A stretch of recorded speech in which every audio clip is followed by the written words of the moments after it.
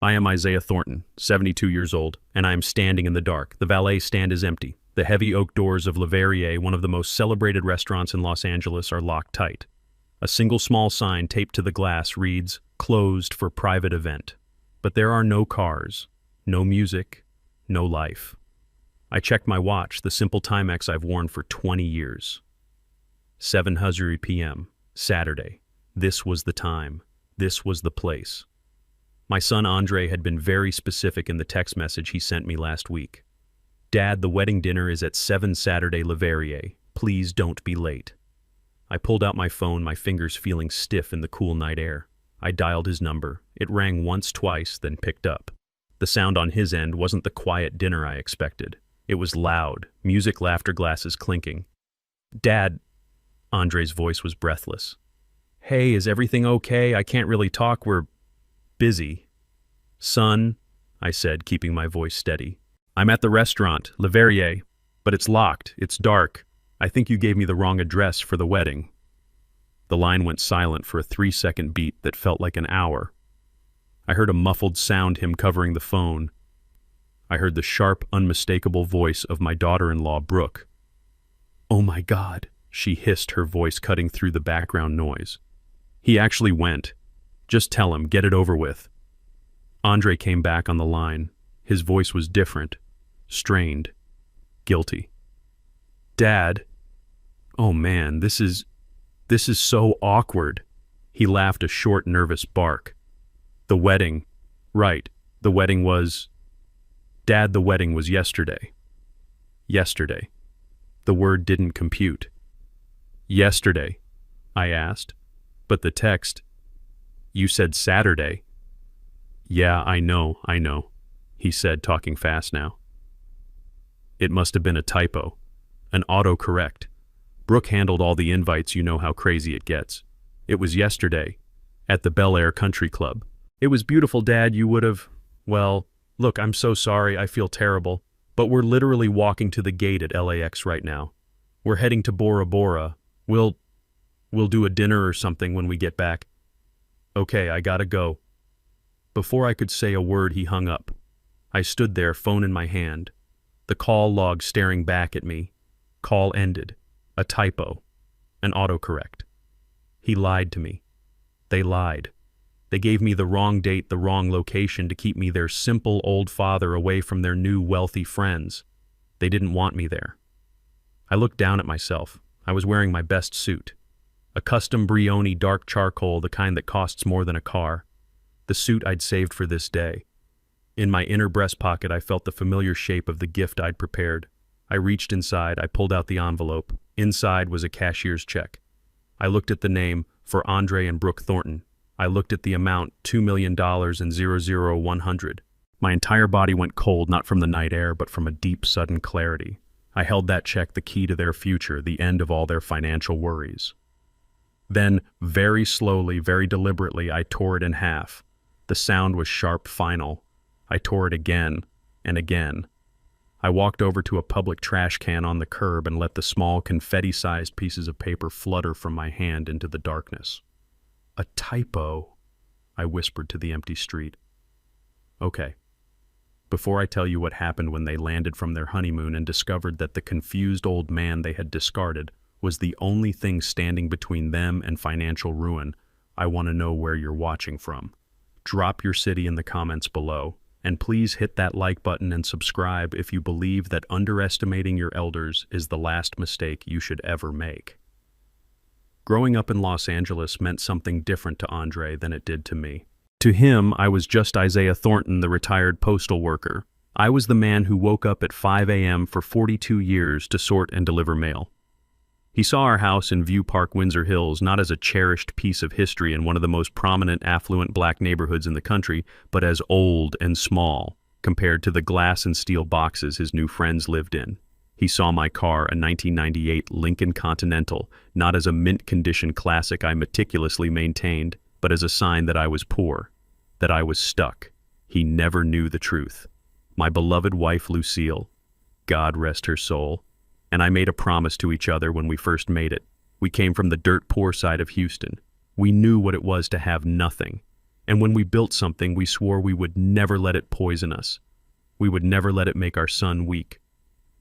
Zay, she used to tell me, her hand on my arm, let's raise Andre to be a man, not an heir. Let him find his own strength. Let him respect the work, not the wallet. So we did. I never told him. My postal job was real. I loved the routine. I loved the people. It kept me grounded. But it wasn't my only job. My real job, my life's work, was Griffin Thornton Logistics. My best friend, my brother Jules Griffin, and I started it in the back of a rented garage in 1983. He was the numbers guy. I was the operations guy. We started with one battered flatbed truck and a promise to be faster and smarter than everyone else. Today, GT Logistics is a silent giant. We handle high-tech warehousing and specialized transport for aerospace and defense contractors. We are worth nearly $500 million, and I am the 50% silent partner. The chairman. I lived on my postal pension. It was enough. The rest, the real money, the dividends, the profits, the stock options, all of it went into a portfolio managed by Jules. It grew. Silently. A dragon sleeping on a mountain of gold. I kept waiting for the right moment to tell Andre. I thought I would when he graduated college. Then I thought, no, let him get a job first. Let him learn the value of $1. Then I thought, no, let him get married. Let him show me what kind of man he's become. I wanted to see his character. I wanted to see Lucille's legacy in him. But then, 2 years ago, he brought Brooke home. She walked into my home, the home where Andre took his first steps, the home Lucille passed away in, and I watched her face. It was a mask of polite disgust. Brooke Davenport was a tall, rail-thin woman who looked like she'd been assembled by a committee of luxury brands. Her dress was simple, but I recognized the cut. Loro Piana. Her bag was a Celine. Her shoes were Manolos. She was broadcasting wealth, or at least the desire for it. Mr. Thornton, she said. Her handshake was a brief, cold touch of fingertips. Andre has told me so much about you. Please call me Isaiah, I said, offering her a smile. Oh. She paused as if considering it. I think Isaiah is fine. What a truly cozy home you have. Cozy. There it was. The word people use when they mean cramped and old-fashioned. I watched her eyes flick over the sofa Lucille and I had reupholstered ourselves. I saw her gaze linger on the framed photos of a young Andre in a homemade Halloween costume. I could almost hear her internal monologue, dated, cheap, needs renovating. It served us well, I said simply. Please sit. I'm making Lucille's favorite short ribs. Oh, how rustic, she said. I'm afraid I don't really eat red meat.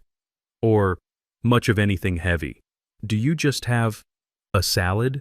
Maybe some sparkling water Perrier if you have it? I looked at Andre.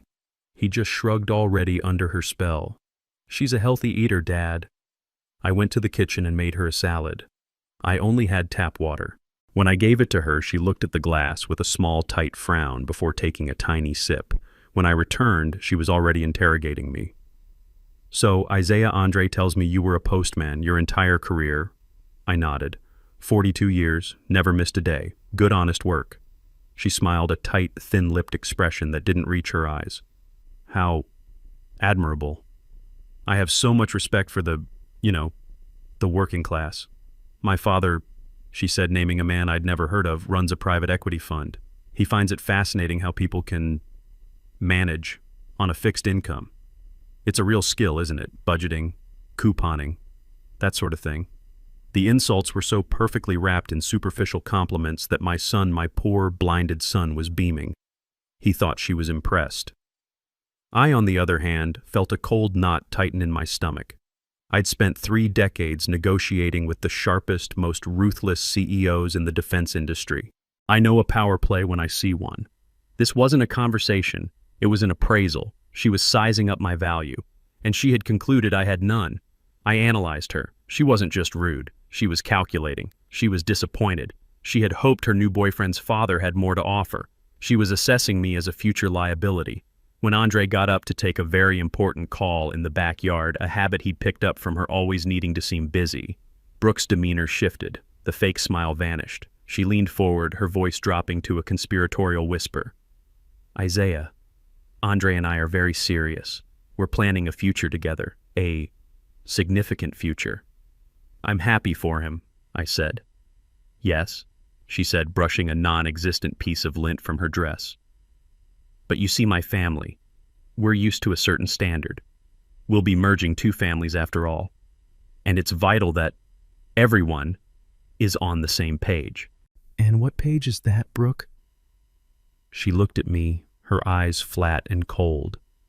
The page where we aren't held back. We just want to make sure you'll be comfortable in your retirement, that you won't be a financial concern. It wasn't a question, it was a threat. She was asking me in the politest way possible. How much of a burden are you going to be on my new husband? Before I could respond, Andre slid the patio door open, his call finished. Brooke's bright, dazzling smile snapped back into place. Oh, honey, your dad and I were just getting to know each other. I sat back smiling, playing the part of the simple, harmless old father. But I knew right then that this woman was not just marrying my son. She was planning a hostile takeover, and she saw me as a bad asset, a liability to be managed, minimized, and eventually discarded. I didn't say a word. I just observed. I watched her over the next 2 years. I watched her change my son.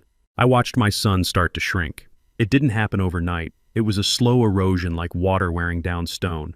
Andre, the boy who used to laugh so loudly his whole body shook. The boy who proudly helped me tune up the Lincoln on Saturdays started to apologize. He apologized for everything. He apologized for the neighborhood. Dad, this area it's fine, he said one afternoon, staring out the window of my View Park home. But it's just static. You know, Brooke is used to places with more energy. Energy. That was her word for it. He meant whiter. He meant richer. He was ashamed of View Park. He was ashamed of me. He stopped talking about his job. For years, he'd been proud to be a regional manager at a shipping company. It was a good, solid job he had earned all by himself, a job that paid him well over 6 figures. But after a few months with Brooke, it became just mid-level logistics. He traded his comfortable jeans for tight-fitting slacks that didn't suit him. He started using words I'd never heard come from his mouth. Dad, Brooke's family. They just operate on a different level. He tried to explain once. It's not about the money, it's about expectations, a certain standard. I knew exactly what it was about. It was always about the money. I just nodded. I played my part, the simple retired postman who didn't understand the world of high finance. Whatever makes you happy, son. But he wasn't happy. I could see it. He was stressed. He was swimming in an ocean he wasn't built for, trying to keep up with a woman who was living a life funded by debt, and he was using his own soul as collateral. The real moment of truth, the one that made me realize this, was more than just a bad match happened about 6 months before they announced their engagement. They had come over for dinner. I'd spent all day making Lucille's chicken and dumplings, Andre's childhood favorite. Brooke naturally didn't touch it. Oh, Isaiah, she sighed, pushing a dumpling around her plate with a fork. So many carbohydrates. I'm just trying to be careful. She spent the entire meal scrolling through her phone, sighing loudly and showing Andre pictures of platinum rings I couldn't even see from my end of the table. After dinner, Andre helped me clear the plates. Brooke stayed at the table, tapping her long, pale fingers on the wood. Isaiah, she said, her voice casual but her eyes sharp. Do you have any real family heirlooms? You know, besides the furniture. I stopped walking to the kitchen. What do you mean, real, Brooke? She means like assets, Dad. Andre mumbled, not looking at me. He was already speaking her language. You know, stocks, bonds, property, things that are passed down. Brooke finally looked up at me, her smile bright and brittle. My family, the Davenports. We have a lineage. We have things to pass down. A summer home in the Hamptons, my mother's side. My father's art collection. We're just trying to figure out what your side brings to the merger. A merger. That's what she called marriage. I kept my voice calm. Lucille and I, we brought hard work and a good name. That's what we're passing down. Brooke's smile faltered. Right. Hard work. That's sweet. Later that night I was in the kitchen, my hands in the sink full of soapy water. I thought they were in the living room, but they were in the hallway just outside the kitchen door. They thought I couldn't hear them. They were whispering, viciously. I cannot believe this, Andre. It was Brooke. Her voice was no longer sweet or polite. It was low and sharp as a razor. This is it. A postman's pension. This tiny, crumbling house that smells like old food. This is your contribution. Brooke, lower your voice, Andre pleaded. He'll hear you. I don't care if he hears me, she spat. He needs to know my parents are wiring us $50,000 just for the deposit on the Bel Air Country Club. $50,000. And what is he contributing? A recipe for dumplings. It's just... He's simple. Okay, he worked hard his whole life. This is all he has. Stop saying hard work, she snapped. The man who cleans my father's pool works hard. That doesn't mean I want him at the wedding reception. Andre, you promised me your family was comfortable. You promised me he had savings. This is not comfortable. This is a liability. There was a heavy silence. I stood perfectly still, my hands pruning in the water. What do you want me to do, Brooke? Andre finally said. His voice was broken, defeated. You need to handle it, she said, her voice turning cold and pragmatic. You need to find out exactly what he has. People like him, these old-timers, they sometimes have cash saved up or bonds, or maybe the house is paid off. We could leverage it. We need something from him, Andre. Otherwise, this merger is completely unbalanced. My parents are investing in you. They expect a return. I held my breath.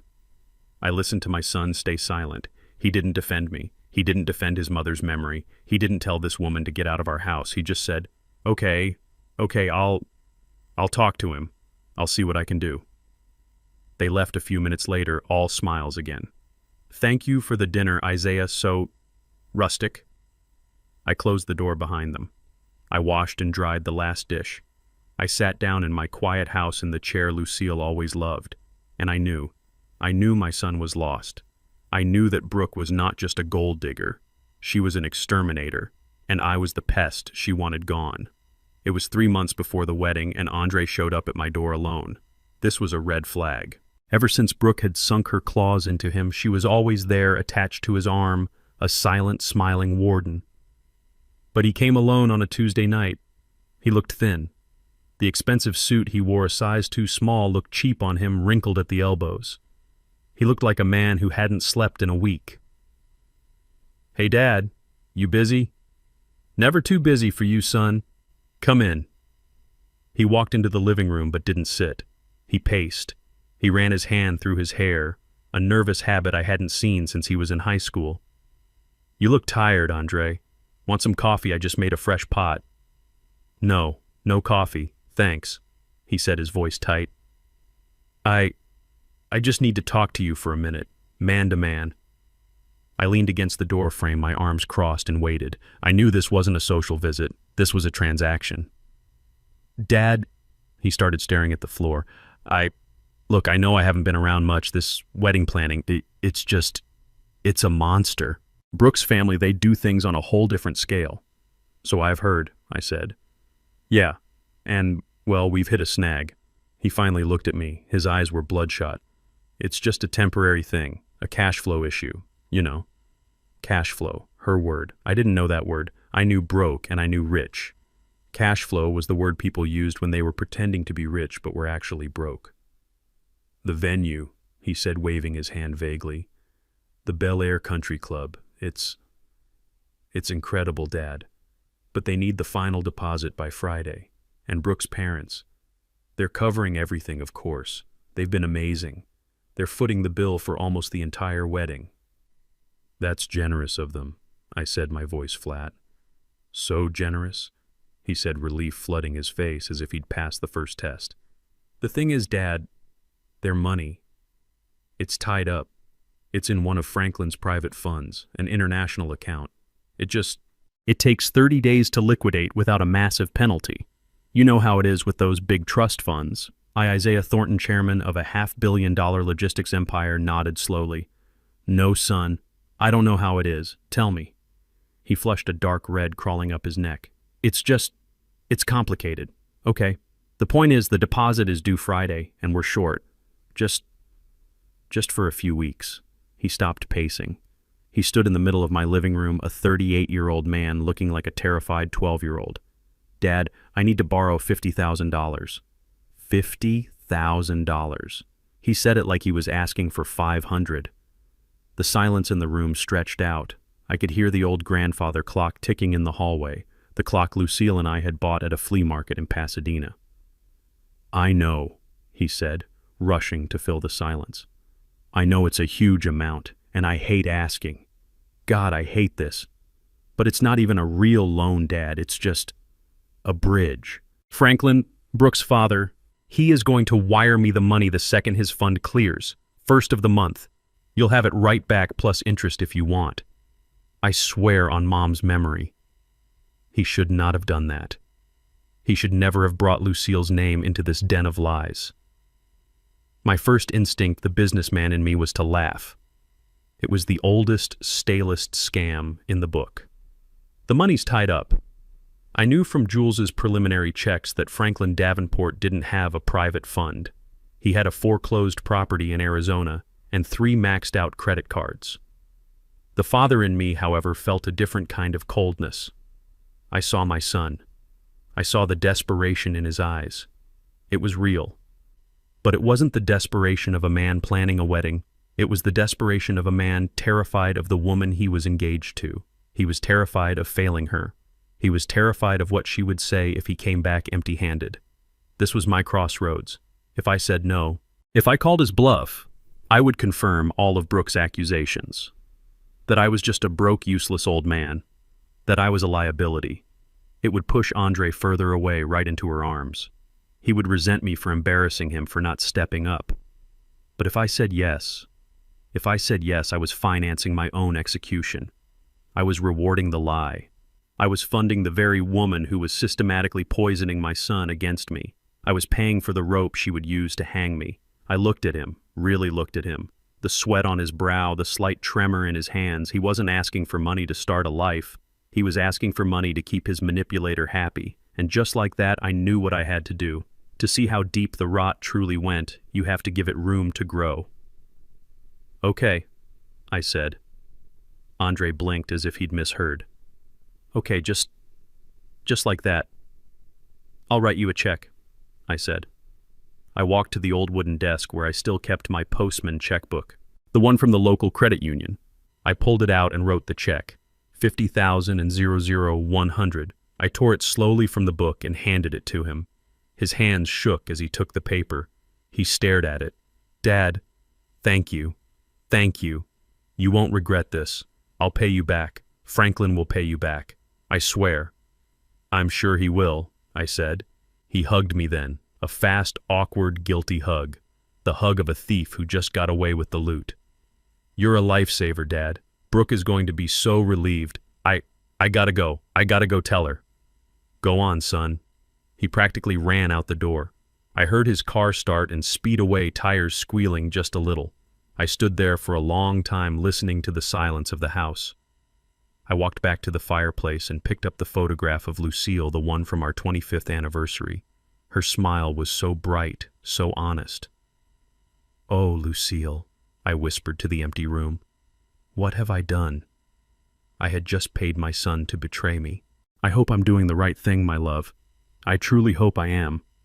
Because right now, it feels like I just loaded the gun they planned to use on me. But it was the only way. It was the only way to see the end of this. I had just bought $50,000 worth of fertilizer. And now I was going to sit back and watch exactly what kind of poison would grow. The 3 months that followed were quiet, too quiet. Andre and I exchanged a few brief, awkward text messages. He confirmed the wedding date and time. Saturday, 7 p.m. Leverrier. I asked if they needed any more help with the deposits. He replied almost instantly. No, Dad. We're all set. Franklin's fund finally cleared. Everything is perfect. We can't wait to see you. We can't wait to see you. The lie was so easy for him now. I spent those 3 months in a state of cold observation. I went to my real office at the Griffin Thornton Tower twice a week, meeting with Jules, signing off on acquisitions in Singapore and shipping routes in the North Atlantic.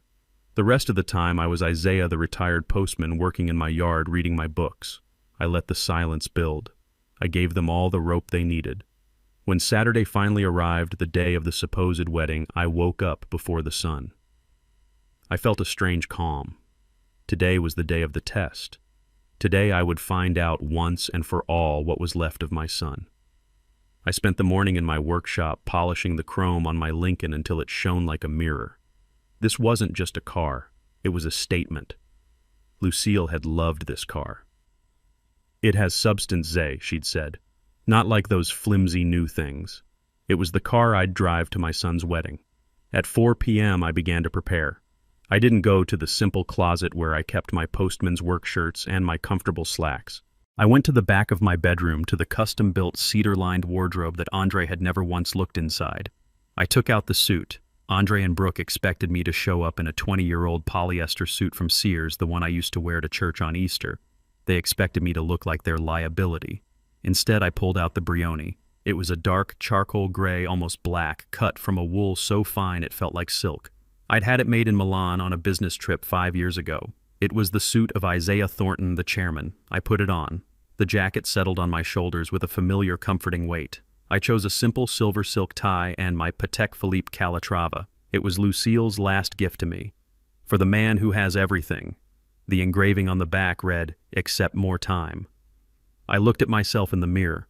The 72-year-old postman was gone. In his place was a man they had never met. A man they had gravely underestimated.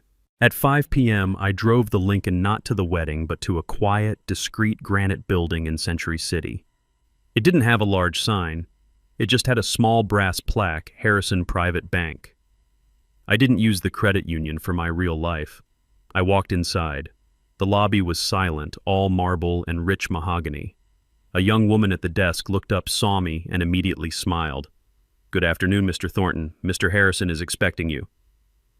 Jules had called ahead. I was shown into a private office. Mr. Harrison, a man my age with sharp eyes and an impeccable suit of his own, stood up to shake my hand. "Zay," he said, "good to see you. A big day." "Let's hope so, Robert," I said. "You have the item." He didn't speak. He simply opened a dark wooden box on his desk and slid a single piece of paper across to me. It wasn't a personal check from my postman account.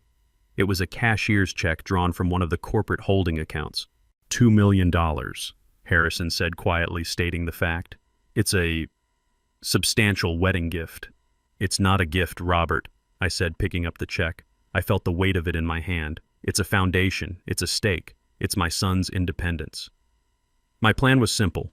I'd seen Andre shrink. I'd seen Brooke and her family with their invisible funds and supposed lineage make him feel small. This check was his equalizer. This check would buy him his manhood back. It was enough money to free him from whatever financial hold they had on him. Enough for him to stand up and be his own man, not just Brooke's husband. I wanted to see the look on Brooke's face. I wanted to see the look on her arrogant father's face when the broke postman single-handedly funded their entire future. I wanted to see my son realize that everything he was chasing his wife had been insulting.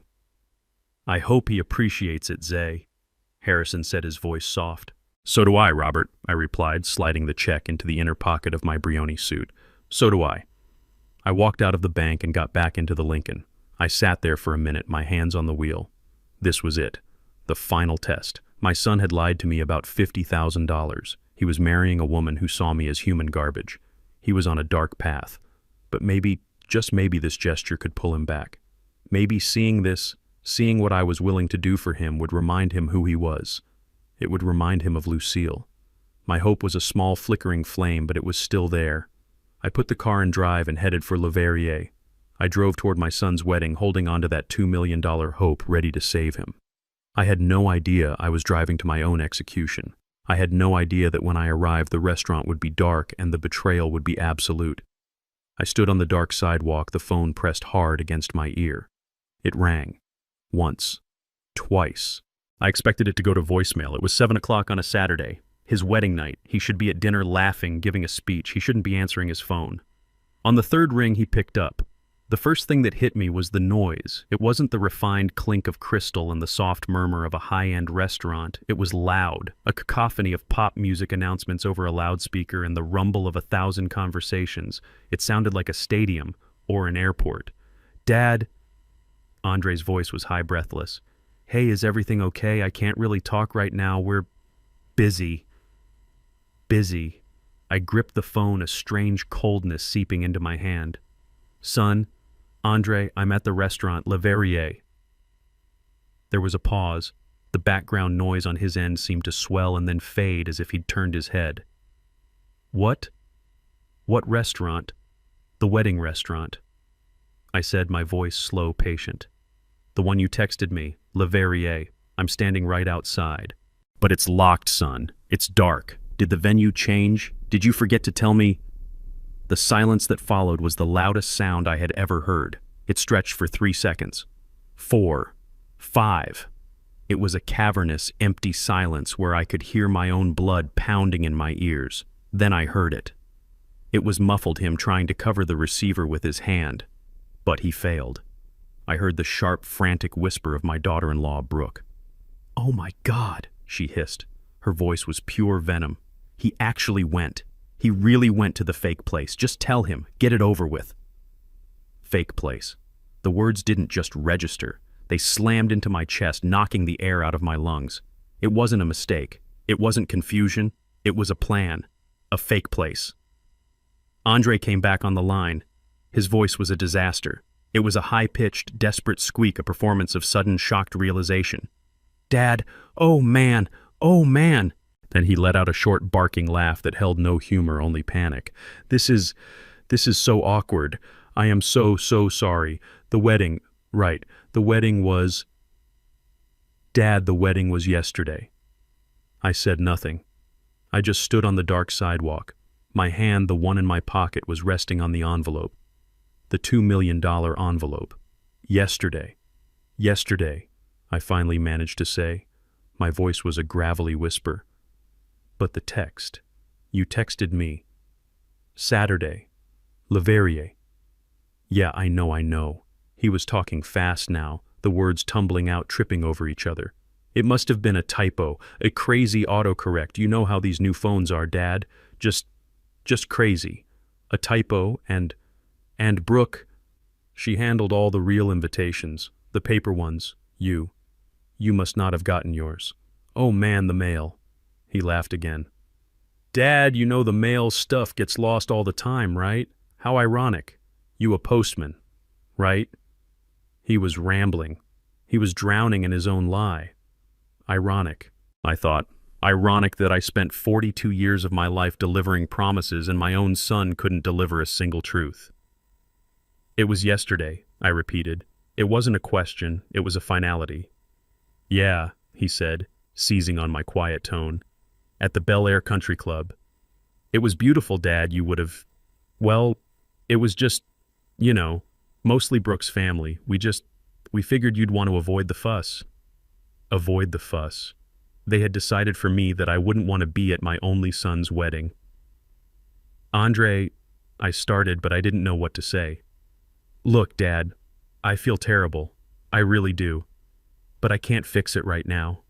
I heard her voice again. No whisper this time. Loud, imperious, impatient. "Andre, turn it off, hurry. They're calling our flight." "That's Brooke," he said, and I could hear the profound relief in his voice. He had his escape. "We're literally at the gate at LAX. We're boarding for Bora Bora. Our honeymoon." And he had been at the airport this whole time. Typo," I said. "Yeah, a stupid typo. Look, we'll do a dinner or something when we get back. Just you and us. We'll make it up to you. Okay, I gotta go. I love you. Bye." The line clicked. Call ended. I lowered the phone from my ear. I looked at the dark screen. "We'll make it up to you." He had hung up on me. He had lied to me. He had stolen the moment from me. He and that woman. They had decided I was not worthy of being there. I was the embarrassing retired postman who would have ruined their perfect, wealthy Bel Air wedding. They had treated me like garbage. I stood there under the dim streetlight, a 72-year-old man in a Brioni suit holding a $2 million check for a wedding that had already happened. A wedding I was never meant to attend. The phone clicked. I stood on the dark sidewalk, my arm still held to my ear, listening to the dead air. Call ended. I slowly lowered my hand. I looked at the dark, locked doors of Le Verrier. I looked at the empty valet stand. I looked at the sign taped to the glass, closed for private event. A typo. An autocorrect. The mail. The lies were pathetic. They were weak. They were lazy. They hadn't even bothered to craft a believable story. They didn't respect me enough for that. They had given me an excuse a child would use, a frantic scramble of words to get off the phone. They did it on purpose. The thought wasn't an accusation. It was a diagnosis. It was a cold, hard fact settling into place like a block of ice in my chest. They had given me a fake address and a fake date to keep me, the embarrassing old postman, away from their new, glittering life. I felt a profound, heavy sadness. It was the death of something. It was the death of the man I thought my son was. It was the death of the father I had tried to be for 45 years. And in that silence, as the sadness washed over me, something else rose up to take its place. It was cold. It was hard. It was the part of me that Lucille had always called the chairman, the part of me that built an empire from nothing, the part of me that does not tolerate betrayal. The father Isaiah was heartbroken, but the chairman, Mr. Thornton, was now wide awake. My hand went to the inner breast pocket of my Brioni jacket. The envelope was still there, crisp and heavy. I pulled it out. My hand was perfectly steady now. The tremor I'd felt earlier was gone. I opened the unsealed envelope and slid out the cashier's check. Harrison Private Bank, pay to the order of Andre and Brooke Thornton, $2 million and 00100. This was his future, his independence. This was the foundation I was giving him to build a life where he would never have to bow to people like Brooke or her fraudulent family. This was my love quantified in a way even they could understand. I held the check between my thumb and forefinger. I thought about Andre, the boy I'd taught to ride a bike. I thought about the man who just hung up on me to go to Bora Bora, the man who let his wife call our home a fake place. I brought my other hand up. I folded the check neatly in half, pressing the crease flat and sharp with my fingernail. Then I unfolded it. I tore it, right down the middle. The sound was shockingly loud in the quiet night, a clean, final rip. It was the sound of a door slamming shut forever. It was the sound of a bloodline ending. I wasn't angry. I was precise. I put the two halves together, folded them, and tore again, and again. I didn't stop until the check was a small, confused handful of blue and white confetti. I walked to the metal trash can on the curb, the one I had stood beside during the phone call. I opened my hand. The pieces of my son's inheritance fluttered down, disappearing among old coffee cups and fast food wrappers. I let them go. I felt nothing at all. I walked back to the Lincoln. I didn't get in the driver's seat. I got in the back. I pulled out a different phone from my jacket, a sleek, modern smartphone Andre had never seen. I opened an app and typed one word, home. A minute later, a black, unmarked SUV, a customized armored Cadillac Escalade, pulled up silently behind the Lincoln. A man in a dark suit got out of the Escalade, walked to the Lincoln, got in, and drove it away. The driver of the Escalade, a man I knew only as Robert, opened my door for me. "Mr. Thornton, an unexpected change of plans this evening." "You could say that, Robert. Take me to the tower." "Yes, sir." We drove away from Le Verrier. I didn't look back. We didn't drive south toward View Park. We drove east toward the glittering spires of downtown LA. Andre thought I lived in his childhood home. I did sometimes. But my residence was the entire top floor of the Griffin Thornton Tower, a 10,000-square-foot penthouse that overlooked the city like an eagle's nest, a place Andre didn't know existed, a place my name wasn't even listed on. The private elevator opened directly into the apartment. The lights came on automatically, revealing a vast space of dark wood, glass, and steel. It wasn't cozy or rustic. It was the home of a man who moved markets. It was my fortress. I walked to the floor-to-ceiling windows, looking down on the rivers of light, the millions of lives. I was no longer the man in the dark on the sidewalk. I was back on my throne. I picked up the secure phone on my desk. It rang only once. "Zay." Julian Griffin's voice was sharp, instantly awake even at this hour. "Jules, I need you. What is it? What happened? Is it the deal in Rotterdam? No, I said, looking down at the lights of L.A. It's my son. He just tried to play me. There was a dead silence on Jules's end. He knew my rules about family. He knew what it meant for me to make this call. Jules, I said, my voice cold and hard, summon the legal team. 8 a.m. tomorrow. I want a full-spectrum investigation run on Andre, his wife Brooke, and her entire family, the Davenports.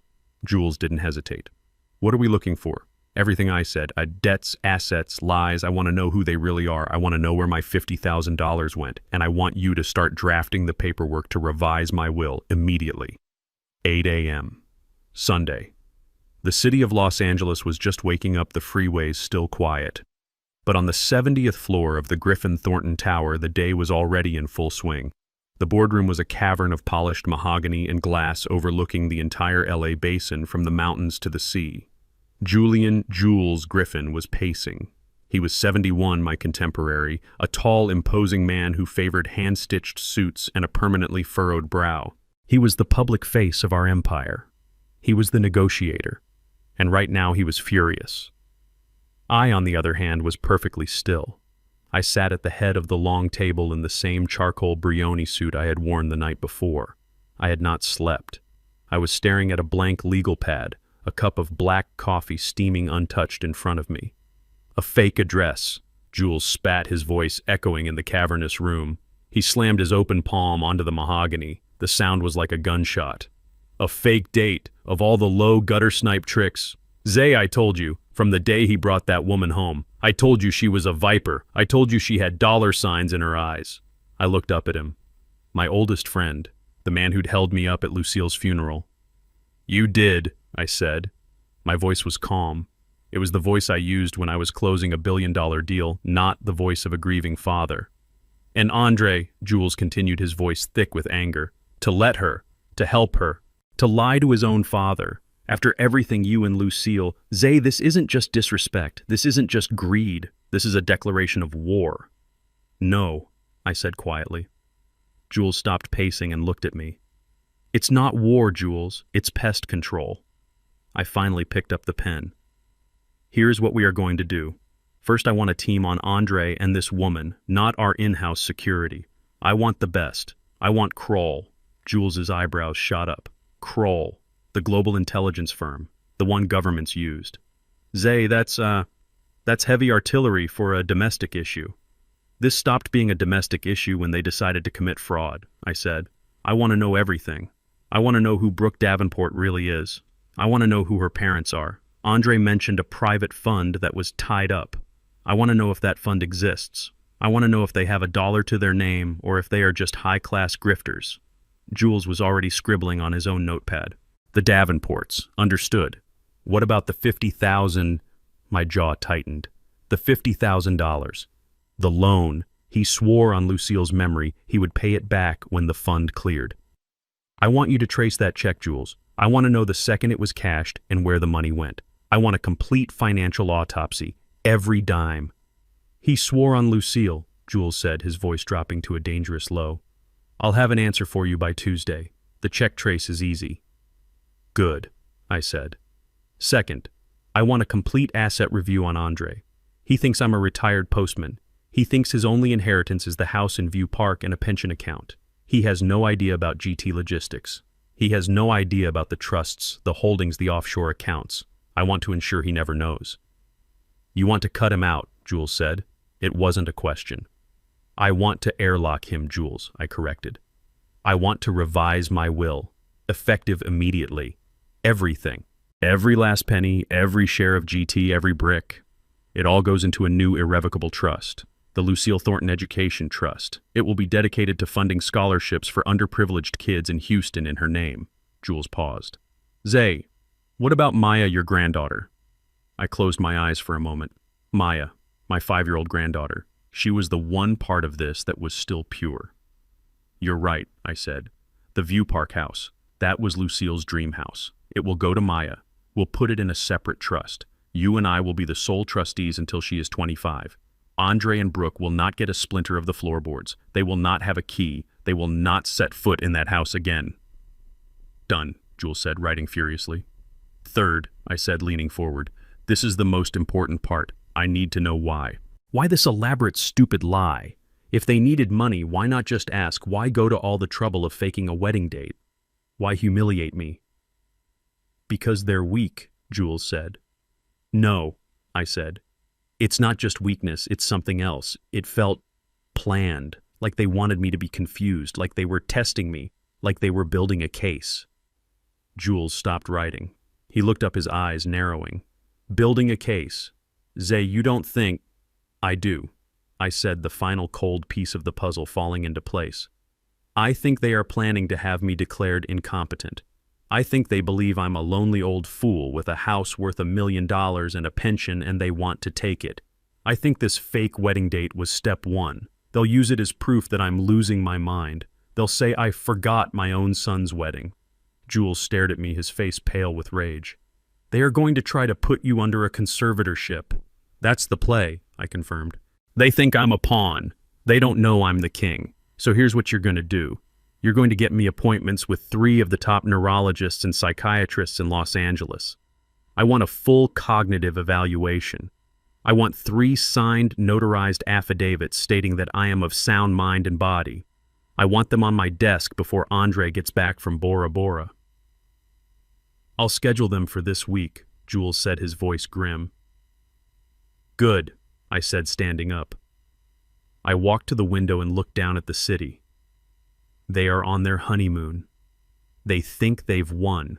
They think the simple old man is back in his cozy house, confused and heartbroken. Let them have their vacation. I turned to face my friend. Because when they get back, we're going to be ready. We're not just going to defend, we're going to attack. Jules nodded, a small, cold smile playing on his lips. This is going to be a very expensive lesson for them, Zay. Yes, I said. It is. They wanted a return on their investment. Well, I'm about to give it to them. It was Tuesday morning, 9 a.m. The California sun was streaming into my penthouse study, illuminating the dust motes dancing in the air. The city below was a distant hum. I had been up since 4. I had already met with 2 of the 3 psychiatrists Jules had scheduled. 2 signed affidavits attesting to my sound mind were already sitting on my desk. I was waiting. At 9 on the dot, Jules walked in. He didn't knock. He hadn't knocked in 40 years. He looked tired, but his eyes were sharp electric with the cold fury that I too was feeling. He was holding a single thin gray binder. It was stamped with one word, Carole. Zay. He said, his voice a low gravel. He didn't bother with greetings. He sat in the leather chair opposite my desk. The preliminary report is in. Phase 1 is complete. I leaned back in my chair. I steepled my fingers. I waited. I was no longer the heartbroken father on the sidewalk. I was the chairman. This was a damage report. Jules opened the binder. You asked about the $50,000, the loan. I remember, I said. It was a check from your View Park Credit Union account, Jules said, reading from the first page. You handed it to Andre at approximately 8:15 p.m. 3 months ago. He cashed it. He paused. At 10:04 a.m. the following morning. I nodded. No wasted time, not even a day of false gratitude. He had run straight to the bank. Go on. It was not deposited into his personal account, Zay. It was not deposited into a joint account. It was deposited directly in its entirety into a checking account belonging solely to Brooke Davenport. My son, my only son, had taken my money, the money Lucille and I had saved, and handed it directly to her, like a tribute, an offering to his new queen. She didn't wait either, Jules said, his voice laced with contempt. The Kroll team tracked the outflow. The money didn't sit in her account for more than an hour. The $50,000 was gone by noon that same day. I pictured them. Andre smiling, relieved, thinking he had solved his problem, and Brooke sitting at her laptop, her eyes gleaming, finally getting her hands on what she believed was the first taste of my hidden savings. Where did it go, Jules? I asked. My voice was perfectly flat. Jules turned the page. The first transaction made at 10:17 a.m. was an electronic payment of $18,450. He looked up at me. To American Express Platinum Services, $18,000. He had told me he was struggling. He had told me it was a bridge loan. He was drowning in debt he had never mentioned. It was her card, Zay, not his. We pulled the statements. Jules pushed a sheaf of papers across the desk. The outstanding balance was for charges made in the 90 days prior to Andre's visit, Neiman Marcus, a weekend trip to Cabo San Lucas. For a pre-wedding getaway, a wellness and rejuvenation package at the Beverly Hilton Spa, my $50,000, my hard-earned money, Lucille's legacy. It was paying for facials. It was paying for resort wear for a woman who despised me. Jules continued, his voice a relentless monotone. Second transaction, 10:19 a.m., $12,000 wired to Saks Fifth Avenue. The wedding dress, I said the words tasting like ash. Jules let out a short, harsh laugh.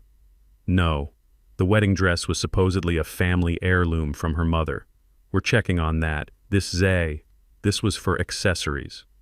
A pair of Jimmy Choo shoes, a Celine handbag, a full set of matching Rimowa luggage. She had used my money to buy the very armor of wealth she wore to look down on me. She was financing her performance of superiority with my own bank account. That accounts for $30,450, I said, doing the math in my head. What about the rest? The rest, Jules said, is the real insult. He tapped the paper.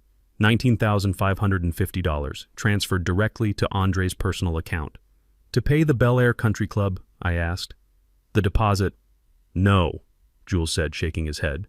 We'll get to the club later. This money, 10,000 of it, was used that same afternoon to purchase 2 first-class non-refundable tickets to Bora Bora. I stared at him. The honeymoon, the one her rich father-in-law was supposedly paying for, the one my son hung up on me to go on. He paid for it. With my own money. So, when I was standing on that dark sidewalk, humiliated, holding a $2 million check, they were at LAX waiting to board a flight that I had paid for. The audacity of it. The sheer, naked, breathtaking arrogance. And the last $9,550, I asked. Cash withdrawal, Jules said. At an ATM at LAX, Terminal B, right before they boarded, spending money for the trip. Jules closed the binder. The snap of the rings echoed in the silent room. So to summarize, of the $50,000 you lent your son for a venue deposit, $0 went to a venue. It all went to paying off his fiancé's luxury debts and funding the honeymoon they both lied to you about. They took your money, They took it, and they were laughing at you from 30,000 feet. Jules was finished. He leaned back. He was waiting for me to explode. He was waiting for me to curse my son's name. But the rage didn't come. It was something else. It was disappointment. It was a profound, sinking, heavy disappointment. It was cold. It wasn't the theft that hurt. $50,000, to me, that was a rounding error. It was the lie. It was the manipulation. It was the complete and utter lack of character. He had sworn on his mother's memory, and he had used the money to buy his wife new shoes. I had hoped, even after the fake wedding date, that maybe Andre was just weak, trapped, confused. But this report showed something else. This wasn't weakness. This was complicity. This was partnership. He wasn't trapped. He was a willing participant in his own corruption. I looked at Jules. He's not his mother's son. No, Jules said softly. He's her husband. I took a deep breath. The sadness settled and the coldness returned. The chairman was back in the chair.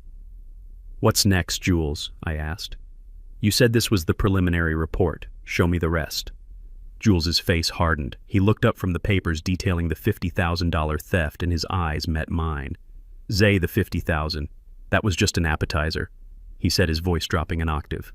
It's where this stops being pathetic and starts getting organized. He didn't turn the page in the binder. He closed it. He reached into his briefcase and pulled out a second, thicker folder. This one was labeled simply Davenport, Franklin, and Alina. You asked about the private fund Andre mentioned. You asked about Brooke's lineage. I said nothing. I just waited. I did what you asked, Jules said. I put the Kroll team on them. Full financial and personal background. It's a house of cards. The whole thing is a lie. He slid a photograph across the polished mahogany. It was a stunning, sprawling cedar-shingled mansion set against the water. Let's start with the summer home in the Hamptons, Jules said. The one Brooke mentioned her mother's family owned. I remembered that first dinner. That casual, arrogant little drop of information. My mother's side. The Hamptons. It was the first stone she had laid in the foundation of her superiority. This is the house, Jules said.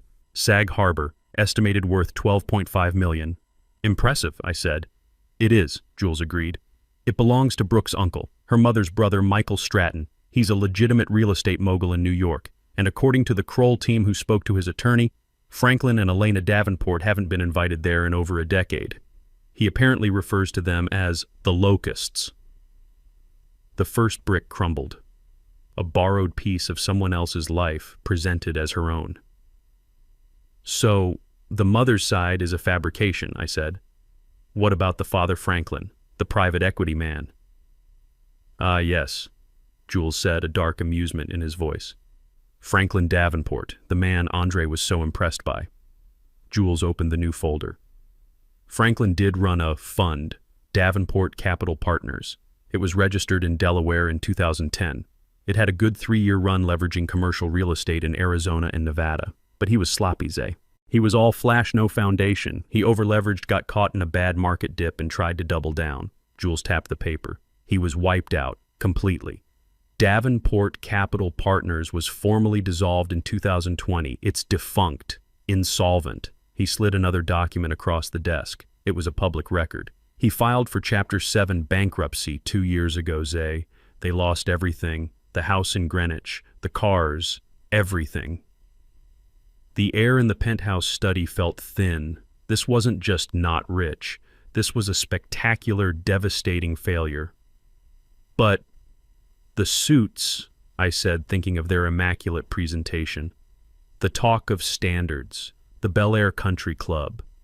A performance, Jules said, his voice hard. The most desperate performance of their lives. They've been living on high-interest, unsecured credit ever since. They are kiting checks, Zay, moving money between accounts just to stay afloat. The Kroll report estimates their personal debt at just over $400,000. I saw it all clearly now. The condescending looks, the pity for my simple life. It was all a projection. They were the ones who were terrified. They were the ones who were poor. So Andre, I said, the pieces clicking into place. He didn't marry into wealth. He married into a fraud. It's worse than that, Zay. Jules leaned forward and the last shred of humor left his face. They weren't just pretending for Andre, they were targeting him. Or more specifically, they were targeting you. He turned the page. The team pulled their electronic records. 2 weeks after Brooke met Andre, her parents ran a full background check on him. They were disappointed. He was just a mid-level manager with a modest salary. So why pursue him? I asked. Because Jules said they also ran a check on you. My heart went still. What did they find? Jules almost smiled. Nothing. That's the beauty of how we structured this, Zay. Your name isn't on the GT masthead. Your assets are firewalled in nested trusts. All they saw was exactly what you wanted them to see. Isaiah Thornton, retired postal worker, widower, owner of a single paid-off property in View Park, a modest fixed pension. I was confused. So, if they thought I was poor, why the long con? Why the wedding? Zay, Jules said, his voice soft. Don't think like a billionaire. Think like a desperate bankrupt con man. That simple house in View Park. In this current LA market, it has an estimated value of $1.8 million. And to them, $1.8 million is not modest. It's a jackpot. It's the score they've been waiting for. It hit me. It hit me like a physical blow. They didn't think I was rich, Zay. Jules continued, driving the point home. They thought you were the perfect target. A lonely, trusting old man, getting on in years, sitting on a single valuable liquid asset, with a weak, easily manipulated son as the sole heir. The puzzle was complete. The visits, the talk of downsizing, the condescension, the casual cruelty.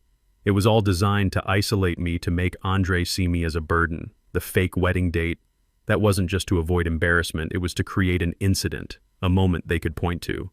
They weren't trying to marry into money. I whispered the full sickening scope of the plan laid bare. They were trying to steal an inheritance. My home, Lucille's home. That was the plan, Jules confirmed. The wedding was phase 1. Get Andre legally tied to Brooke and her family. Phase 2 was to isolate you. Phase 3 would be to get you out of that house, either by convincing you or by other means. And the 50,000 I gave them. That was just a bonus, Jules said. A little cherry on top, an unexpected investment from the target himself. They must have laughed all the way to Bora Bora. They used your money to pay for the honeymoon they were taking after deliberately excluding you from the wedding. I stood up. I walked to the vast window, looking down at the city but seeing nothing. My son wasn't just blinded by love. He wasn't just weak. He was an active participant in a long-term calculated con against his own father, he and his new wife and her bankrupt fraudulent parents. They were a pack of jackals, circling, waiting for me to die. Or worse, waiting to make me disposable. I turned back to Jules.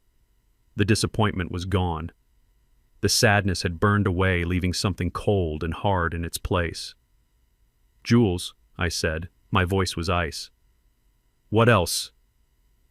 Jules stared at me.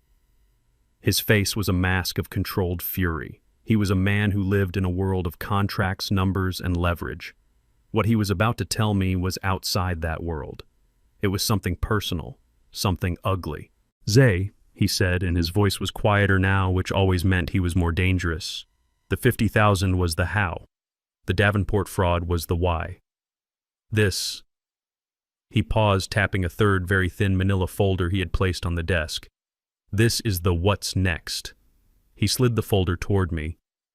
It wasn't a Kroll report. It was just a few pages printed from a web browser. "They are stupid, Zay. They are arrogant and they are stupid. They use their home internet, the same IP address they used to book their fake honeymoon.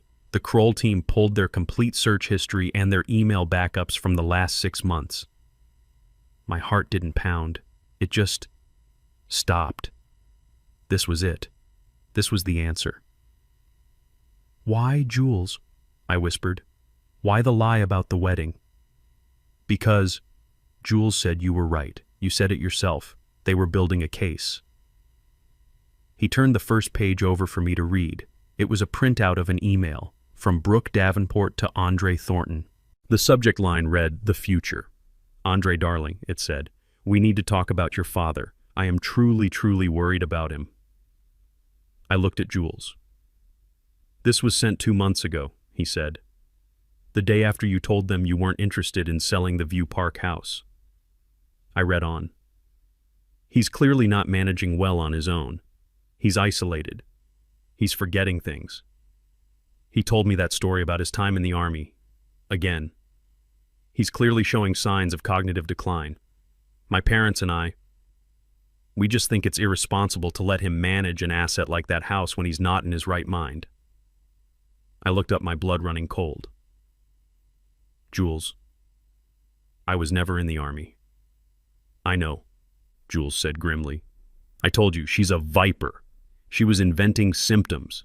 She was manufacturing a false history of dementia and feeding it to your son." I turned the page. Andre's reply. "Brooke, I don't know. He seems fine to me. He's just old. He's always been quiet." And her response sent 10 minutes later, a response that sealed my son's fate. "Quiet or confused Andre, he almost called me Lucille yesterday. He is clearly living in the past. This isn't a joke. This is his safety. If he's this confused, he could be a danger to himself. He could fall. He could leave the stove on. He could give all his money away to a scammer." Her words leaped off the page. "We need to protect him. We need to step in and manage his affairs before he loses that house to some telemarketer. My father knows a lawyer, a specialist in elder care." I gripped the armrests of my chair. I never once called her Lucille. "She was building a narrative, Zay," Jules said.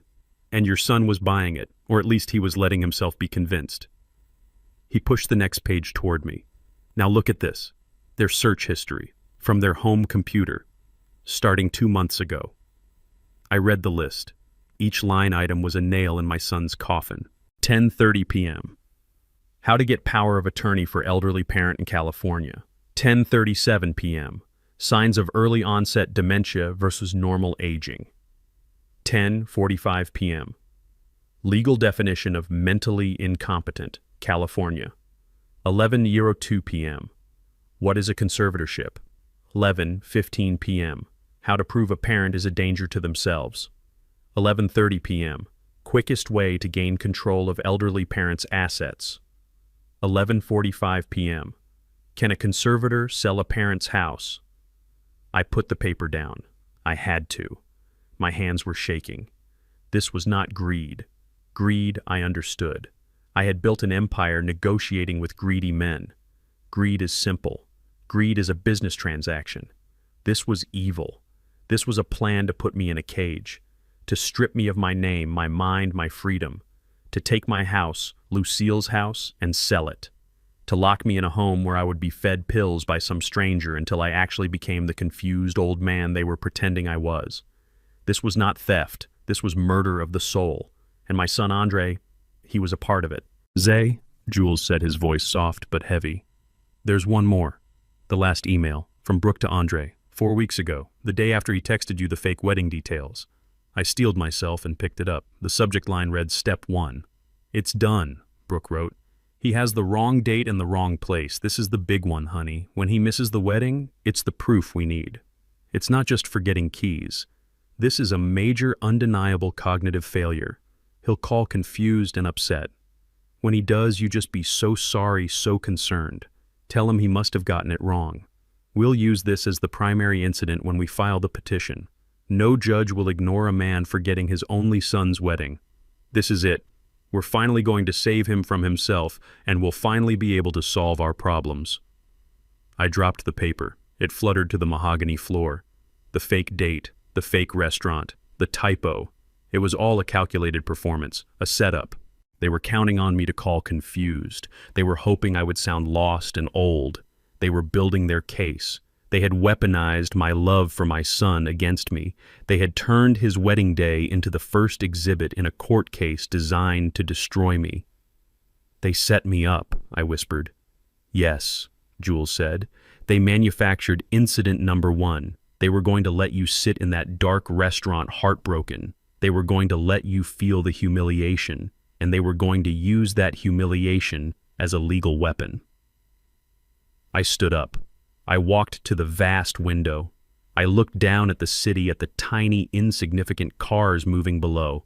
They thought I was one of them, a speck of dust, a confused old man with a modest pension and a house that was ripe for the picking. They had no idea who they were dealing with. They had no idea the power they were trying to poke.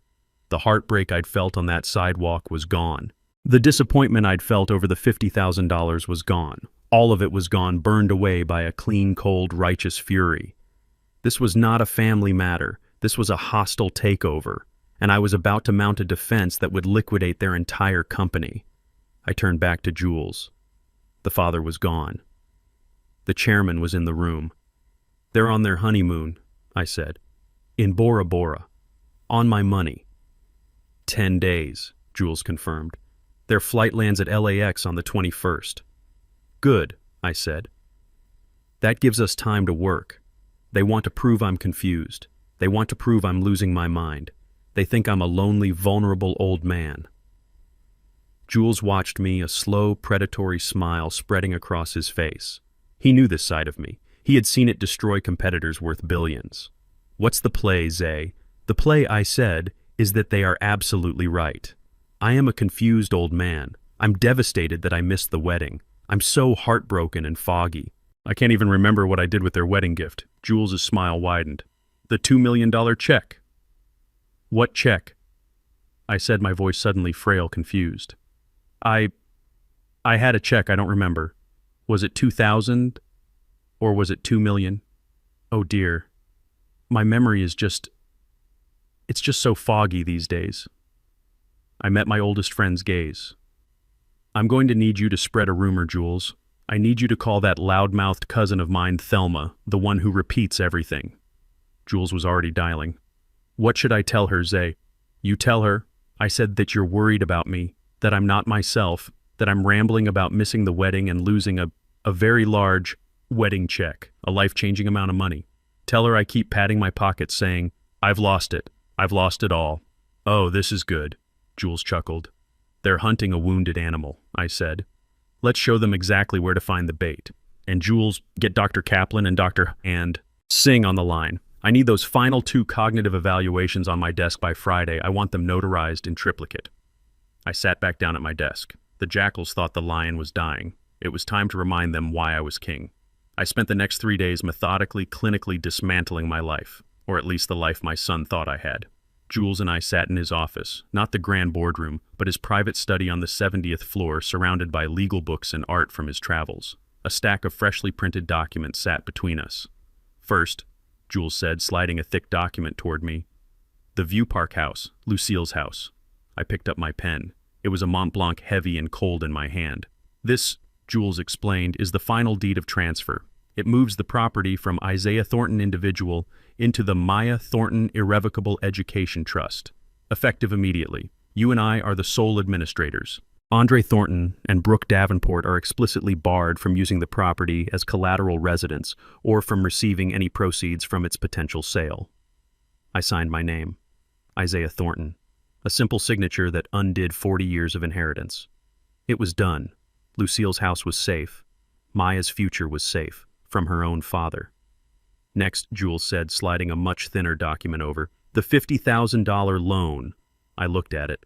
It was a formal promissory note, a demand for immediate repayment. It details the check number, the date it was cashed, and the account it was deposited into Brooks, Jules said.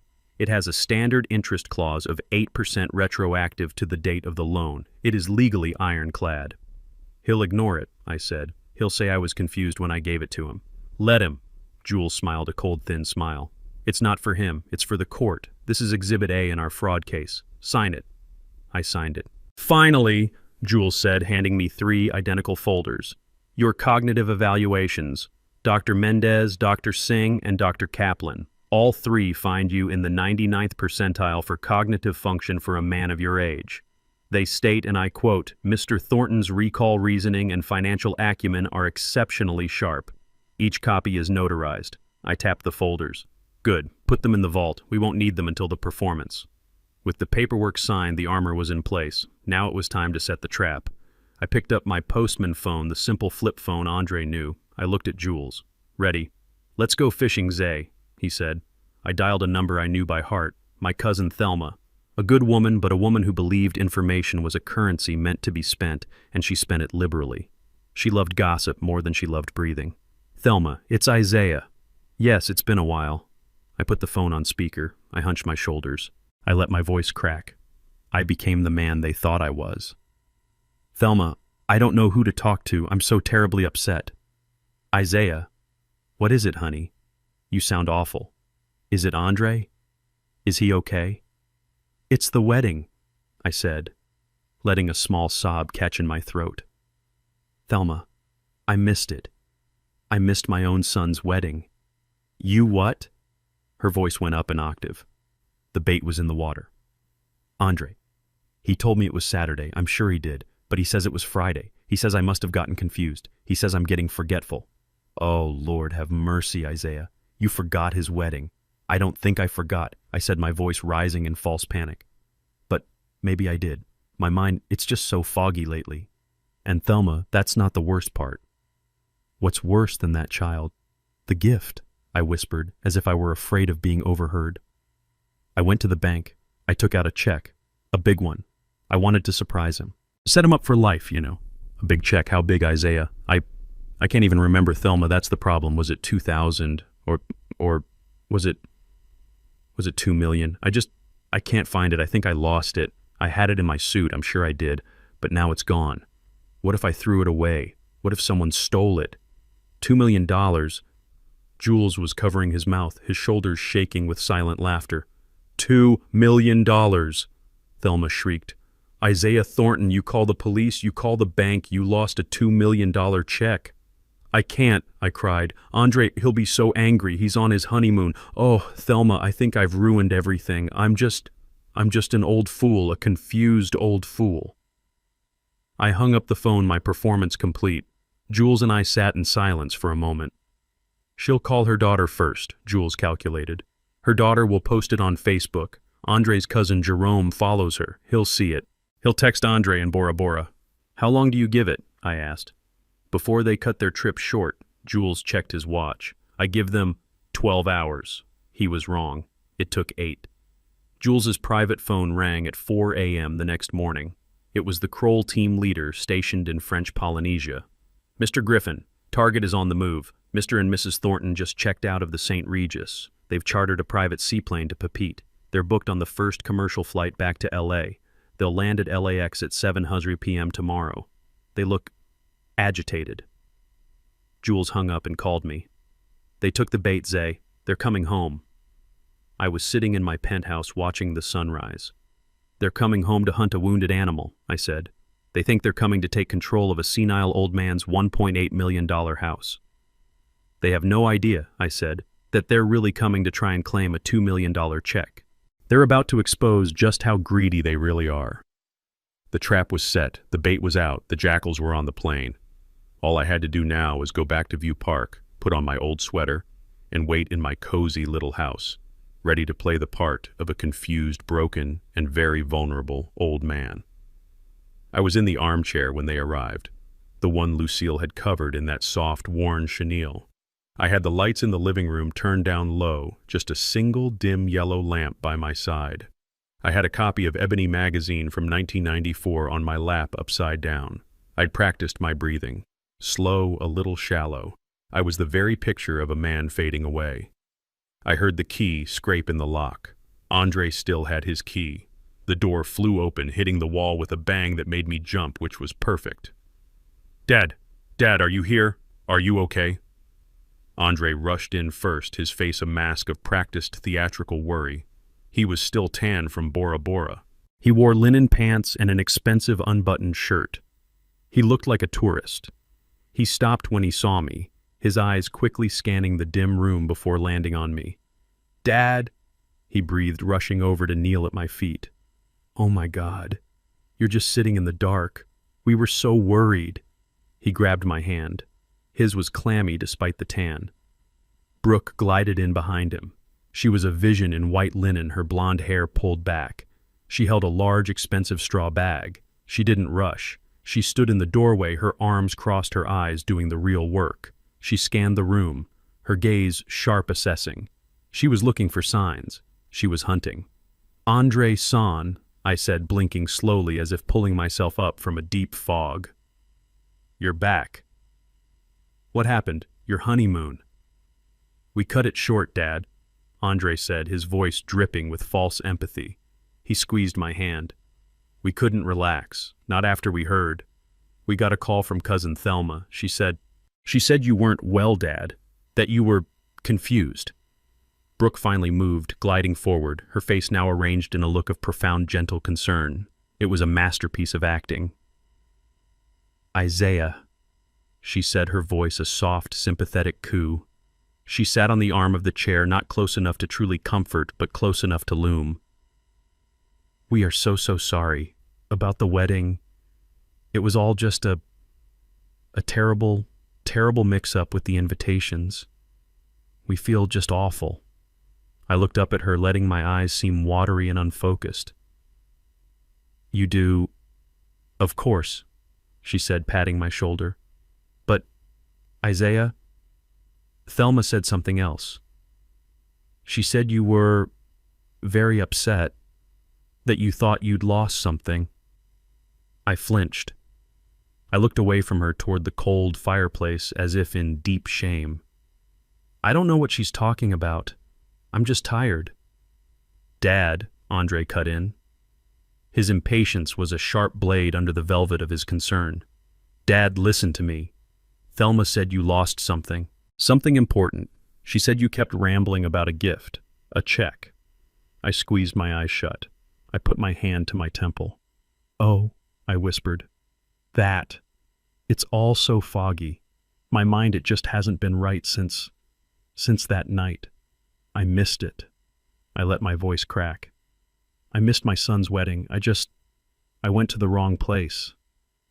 "We know, Dad. We know," Andre said, patting my knee. His eyes, however, were not kind. They were sharp. They were hungry. "But this check, Dad. Let's focus on the check. We need to help you. Did you write a check?" I looked up, my eyes wide with what I hoped looked like dawning horror. Yes, a check.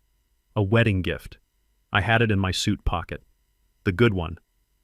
The Brioni suit. Brooke's eyes flashed. I saw it. The name registered. Brioni. A postman in a Brioni suit. The first crack in their narrative. She filed it away, but the greed was stronger. I went to the restaurant. I continued, my voice frail. The dark restaurant.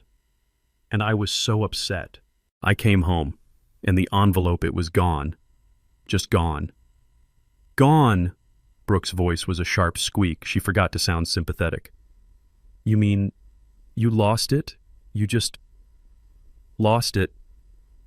I think so, I said, wringing my hands. I'm so stupid. I'm so old and stupid.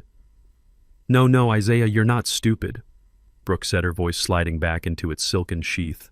She knelt next to Andre, putting her perfectly manicured hand on my other arm. They were on either side of me, a two-person cage.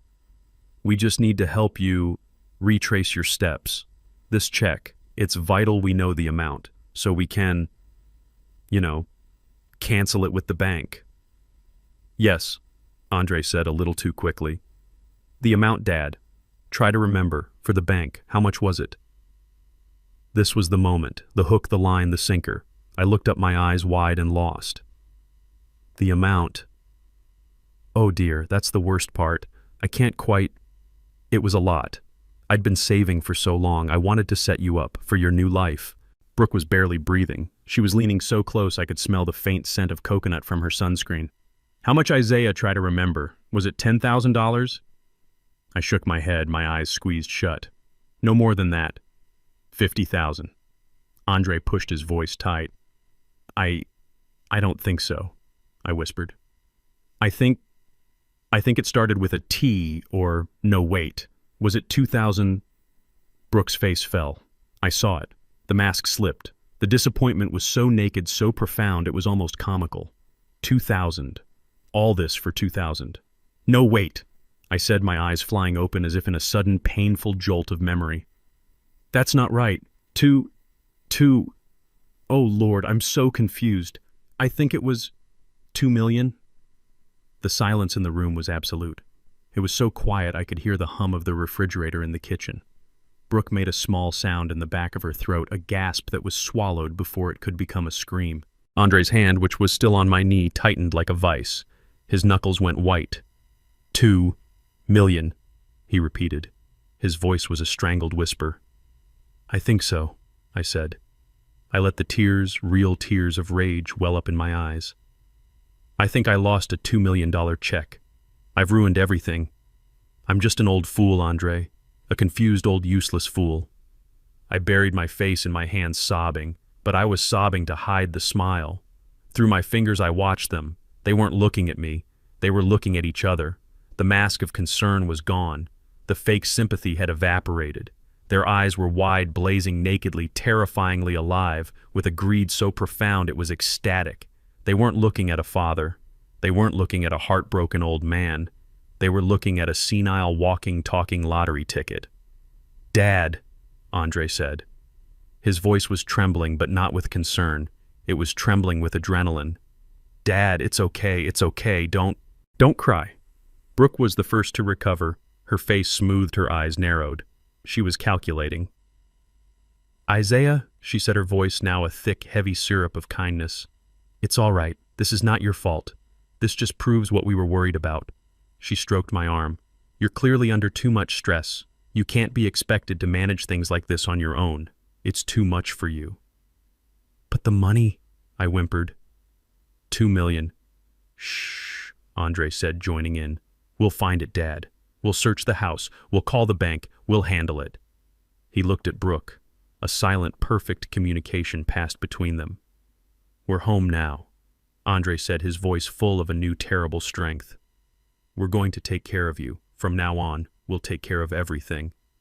The trap was sprung. The jackals had just offered to guard the hen house. They were taking care of me. Andre's hand was a heavy proprietary weight on my arm. Brooke's fingers stroked my shoulder with a touch that felt like ice.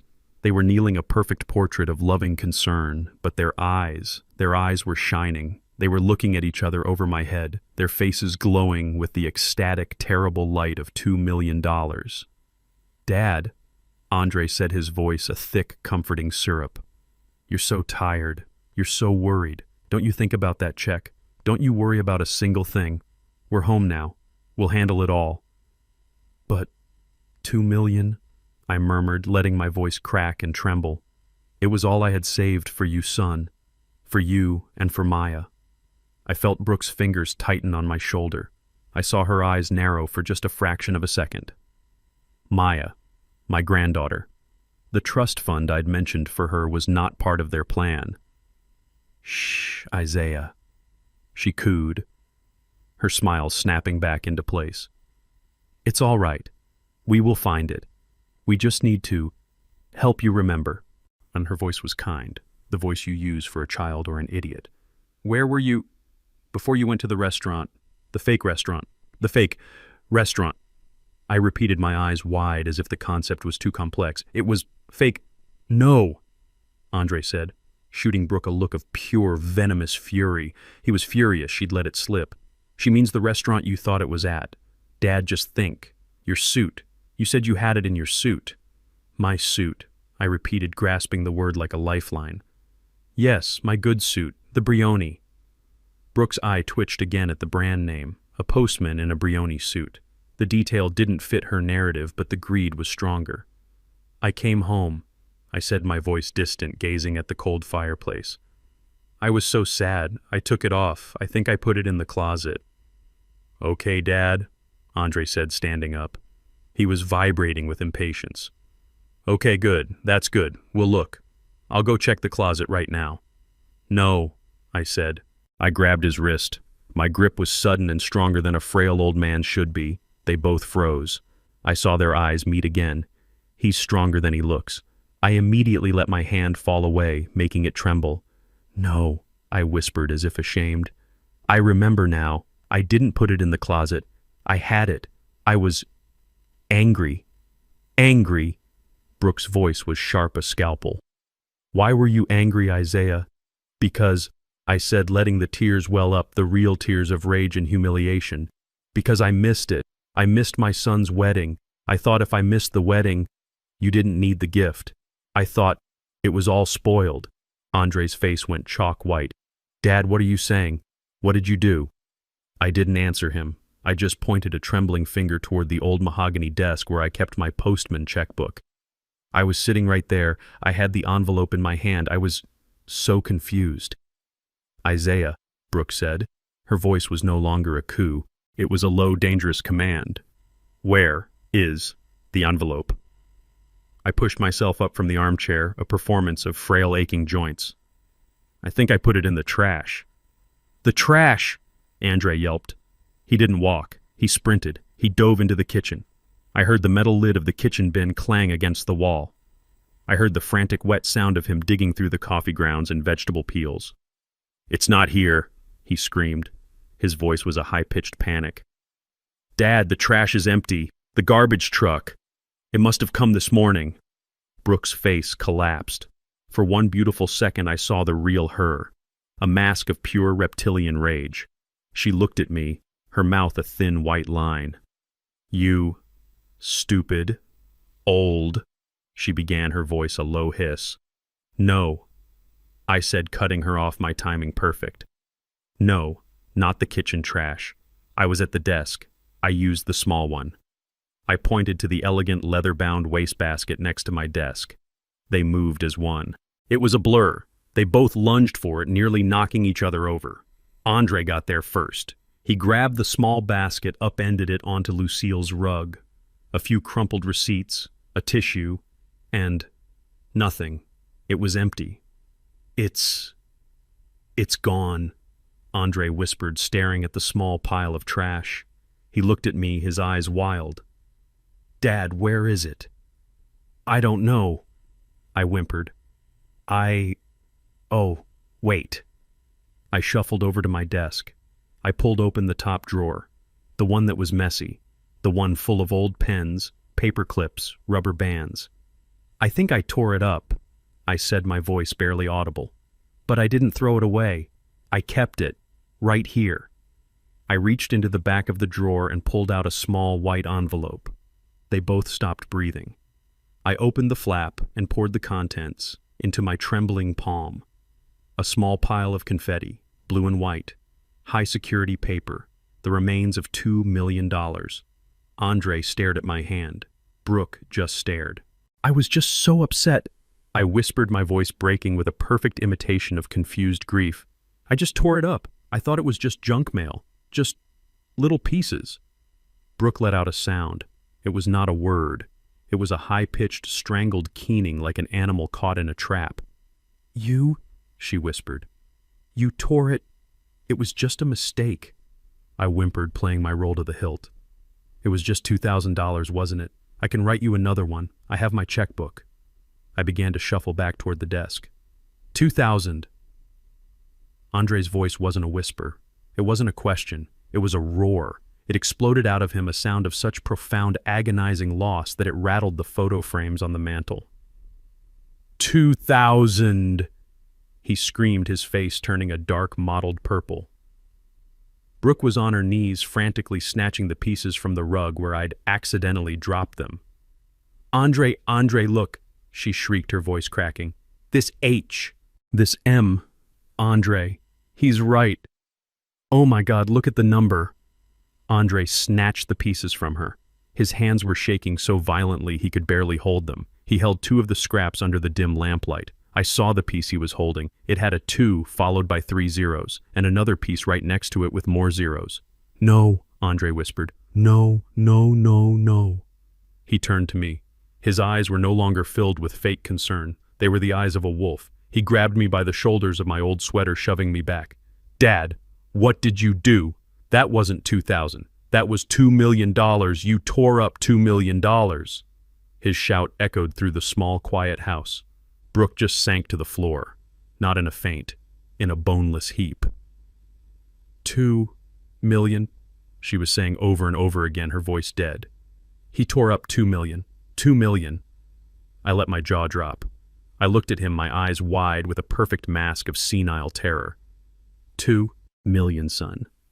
No, that can't be right. My checkbook, it can't, would never. 2 million. I clutched my chest. Oh, my heart, I must have made a terrible mistake. A typo on the check. Oh God, 2 million.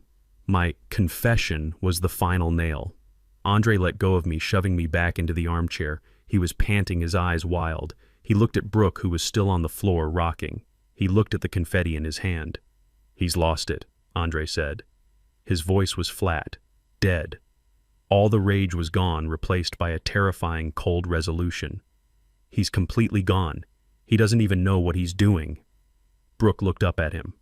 Her face was a terrifying, tear-streaked mask of fury and sudden dawning opportunity. Yes, she whispered, a new sharp light coming into her eyes. Yes, he is. This is it, Andre. This is exactly what the lawyer said we needed. This is the proof. Andre nodded slowly. He looked at me. He was no longer seeing a father. He was seeing a broken vault. A senile, incompetent $2 million problem. It's okay, Dad, he said, his voice now chillingly calm, soothing. You just rest. Don't worry about the check. Brooke and I, we're going to make some calls. We're going to get you some help. They walked out of the living room, leaving me alone in the dim light. I heard them in the kitchen, their voices low, urgent, and angry. Call the lawyer, now, I heard Brooke hiss. The hunt was over. The jackals were now moving in for the kill, and I had just given them the perfect reason to do it. I sat there in the dim light of Lucille's armchair. I heard them. The kitchen was just down the hall, but their voices were no longer hushed, careful whispers.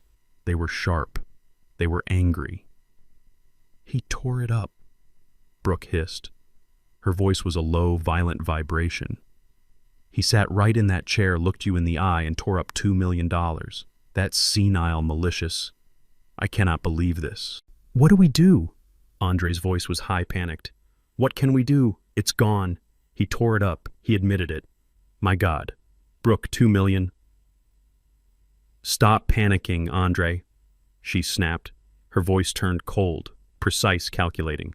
This doesn't change anything. It confirms everything. It's the proof. It's exactly the proof the lawyer said we needed. Proof of what?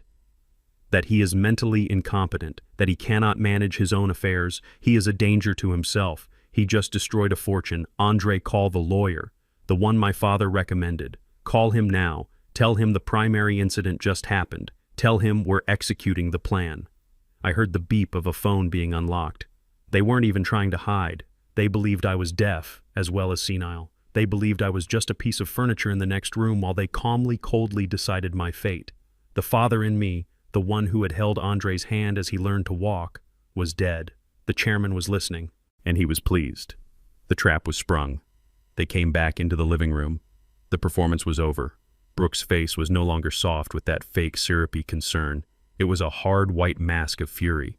Her eyes were like two blue chips of ice. Andre stood behind her, his face pale but his jaw was set. He had made his choice. "Isaiah," she said, "not Dad, not Mr. Thornton." I flinched, playing my part. I looked up as if startled from a nap. "Brooke, dear, is everything all right? Did you find the pieces? I'm so sorry, Stop it," she spat. The mask was gone. "Just stop it. Stop playing stupid.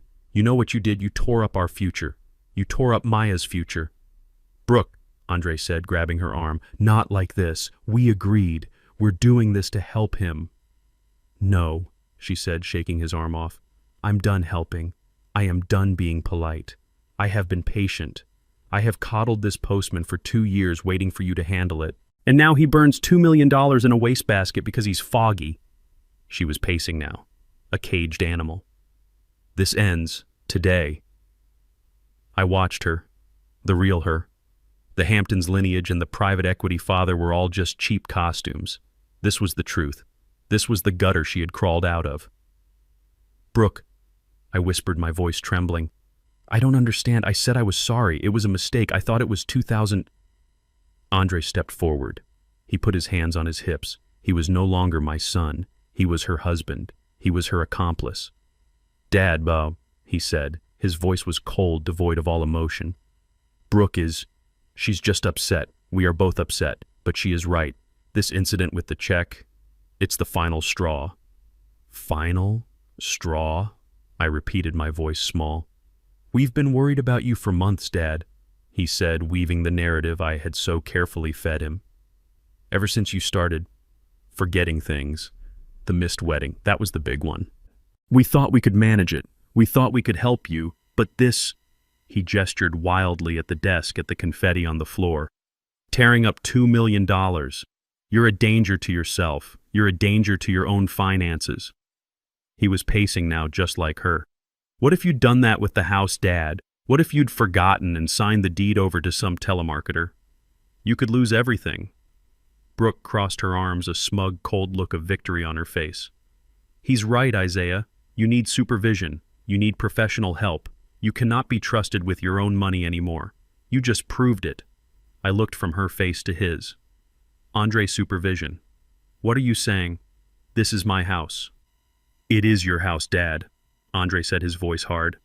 "And it's a $1.8 million asset, and you're treating it and your money like scrap paper." He stopped pacing. He stood directly in front of me, forcing me to look up at him. His eyes were cold, empty. All the warmth Lucille and I had poured into him for 45 years. It was gone. Brooke and we spoke to a lawyer weeks ago. Weeks ago. The lie about the private fund was still fresh, but they had been planning this for weeks. "We were hoping," he continued, "that we wouldn't have to do this. We were hoping you'd cooperate, that you'd see reason. But after this, you've forced our hand." Do what?" I whispered. "We are filing a petition for conservatorship." Andre said the words dropping like stones in the quiet room. "Effective immediately. We are taking control of your affairs." Brooke stepped forward, adding the final killing blow. "It's to protect you, Isaiah. We will manage your assets. We will of course sell this house. It's far too large for you. And we will use the money to move you into a wonderful facility, a secure place." She smiled. "With people your own age. where you can be monitored, where you can't hurt yourself anymore. A facility, a home. They were going to sell Lucille's house, my house, and lock me away, all for money. Home, I said, my voice breaking. You're putting me in a home. Andre couldn't look at me. He stared at the wall over my head. It's the only way, Dad. It's for your own good. We're taking over. The lawyer is drawing up the papers as we speak. He'll be here tomorrow with the petition. It's done. They stood there, triumphant. The jackals. They'd just cornered the old lion. They thought the fight was over. They thought they'd won. I let the silence sit. I let them enjoy their victory for a long, cold moment. I looked at my son, the boy I raised, now a stranger. I looked at the viper he married. I let my body tremble.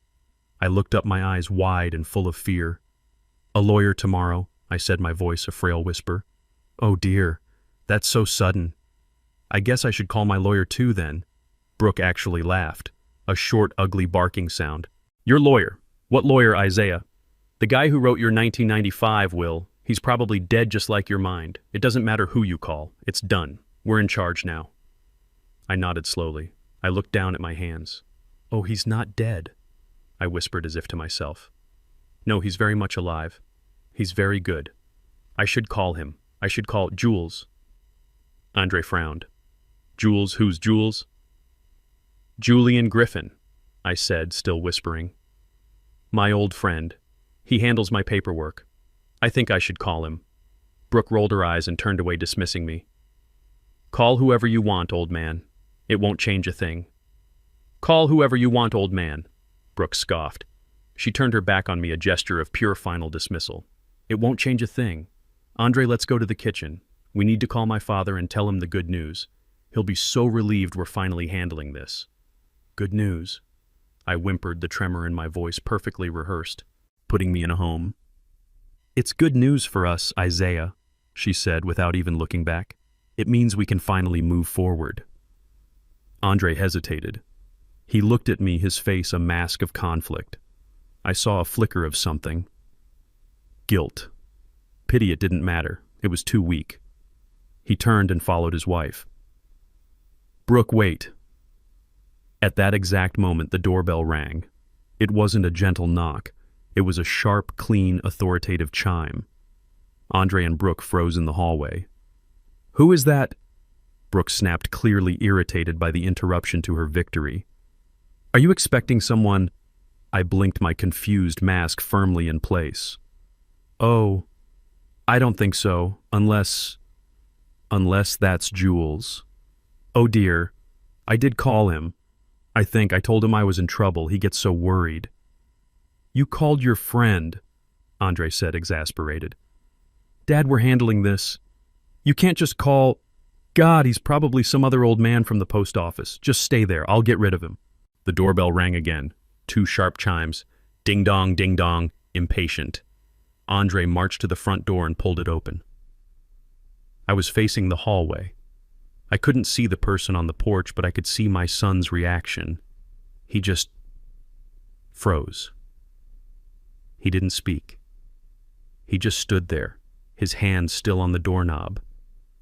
A deep, rich voice, smooth as polished granite, filled the house, a voice that commanded a room just by existing. Andre Thornton. Yes, Andre stammered, looking up. Move. It wasn't a request. It was an order. A man stepped past Andre, brushing his shoulder, moving him aside as if he were a piece of furniture. Andre just stood there, pushed aside, his mouth slightly open. The man who entered my living room was my age, 71, but he stood 6'3", ramrod straight. He was wearing a dark 3-piece pinstripe suit that I knew for a fact was handmade on Savile Row. He was black, his hair a perfect close-cropped silver. He held a thick alligator skin briefcase in one hand.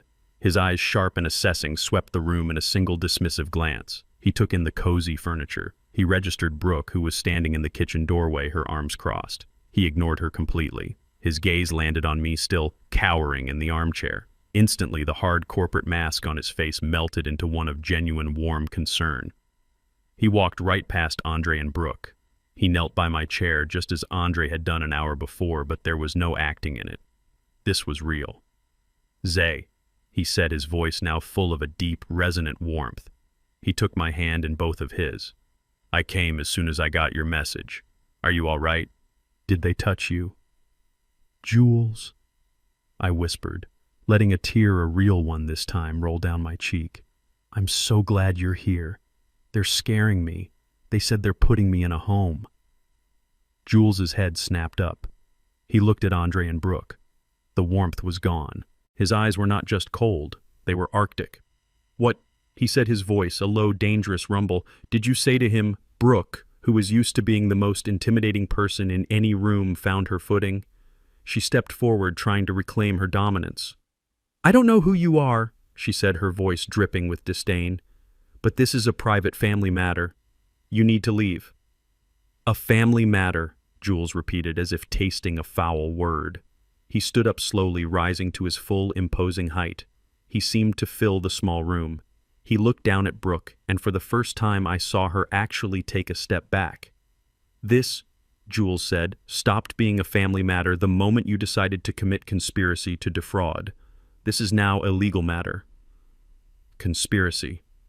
Andre finally found his voice high and reedy. "Who are you?"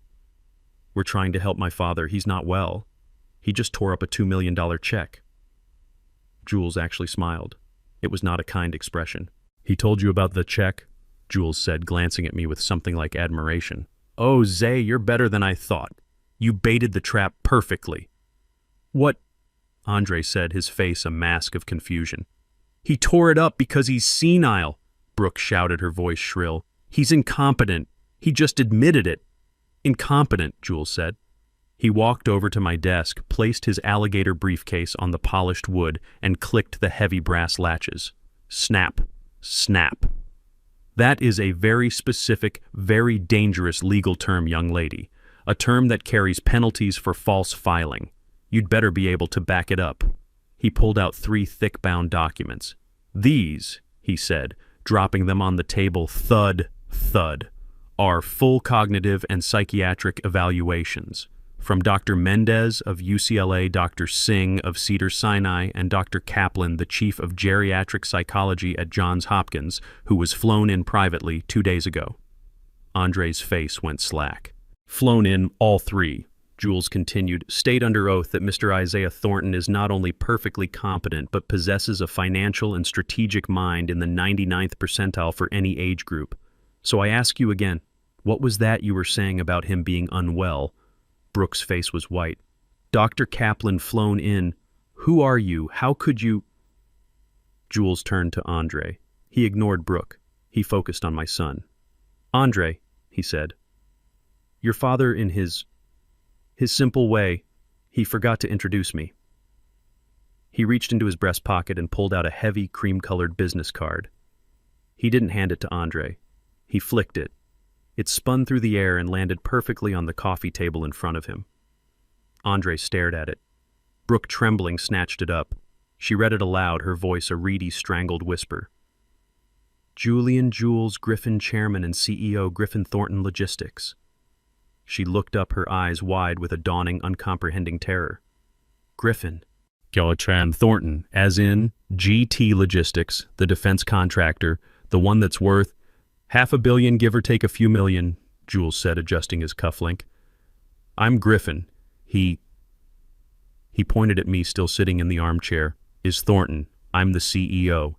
He is the majority owner and the chairman of the board, and my partner for 45 years. Brooke's hand went to her mouth. She looked at Andre. Andre just shook his head, a slow, disbelieving motion.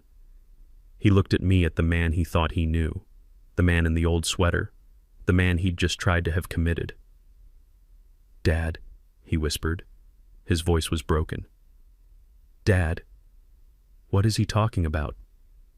You're a postman. You worked at the post office." This was the moment. I sat up. I let the frail, trembling, confused old man melt away like a snake shedding its skin. I straightened my back in Lucille's chair. I looked my son in the eye. The fog was gone. My voice was no longer a whisper. It was the clear, cold, precise voice of the chairman. "That was my day job, son," I said. "It kept me honest. It kept me grounded. It reminded me what real work felt like in my hands." I stood up from the chair. I walked past him, past Brooke, and stood by the fireplace next to Lucille's photograph. "My real job, Andre. My real job, the one you never bothered to ask about, the one that paid for the college you attended, the car you drove, the $50,000 you gave to this woman so she could buy shoes." I turned to face them. They looked so small, so stunned, so utterly, hopelessly outmatched. "My real job," I said, "was building an empire that you just tried to steal from a confused old man." Andre stumbled back and sank onto the sofa, his head in his hands. "No," he was whispering over and over. "No, this isn't... It can't be." Brooke, however, was already recovering. The shock was being replaced by her true nature. The viper was cornered and she was preparing to strike. "It's a lie," she shouted, pointing a trembling finger at Jules. "He's lying. This is a trick. You're trying to cheat us. You're conspiring against us." Jules laughed, a deep, genuine, booming laugh that startled her. "Cheat you, ma'am. You came into this house, a house we hold the title to defraud a man who is personally worth more than your entire bankrupt family tree. You are a minnow attempting to swallow a whale. The time for tricks is over. Now we talk about consequences." Jules picked up his briefcase, walked over to me, and handed me the alligator skin case. I set it on the mantel and opened it.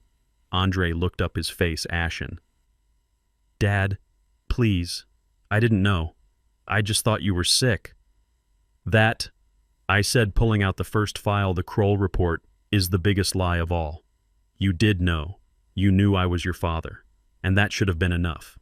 I threw the file onto the coffee table in front of him. It landed with a heavy final thud. "Now," I said, "let's talk about that $50,000 loan." Jules let out a long, slow breath. The sound was full of contempt. He looked at Brooke, who was still standing, her face a mask of white-hot rage and disbelief. "So," Jules said, his voice casual as if discussing the weather, "the petition for conservatorship is dead on arrival. Any lawyer who files it knowing these psychiatric evaluations exist would be facing disbarment. You will not touch Mr. Thornton's mind." He then picked up the first document I had signed, the deed transfer. "Now let's discuss the primary asset you were attempting to, as you said, manage, this house." Andre, who had been sitting like a stone on the sofa, finally looked up. His eyes were hollow. "My mother's house," he whispered. "No," Jules said, his voice sharp. "Not anymore. As of 9:04 a.m. yesterday morning, this property, 4115 View Park Drive, along with the land it sits on, was legally and irrevocably transferred." Brooke's head snapped toward him, her eyes wide with animal panic. "Transferred to who you—" She was looking at Jules, thinking he had scammed me. She was looking for an angle, a way to turn this. "To me?" Jules actually laughed.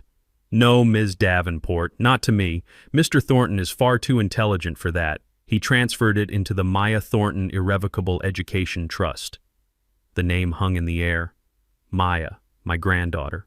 "This house," Jules continued, placing the document on the coffee table with a soft thud, "now belongs to Mr. Thornton's granddaughter. Its value will be used upon her majority for her education and her future. I am the trustee. Mr. Thornton," he nodded at me, "is the sole administrator.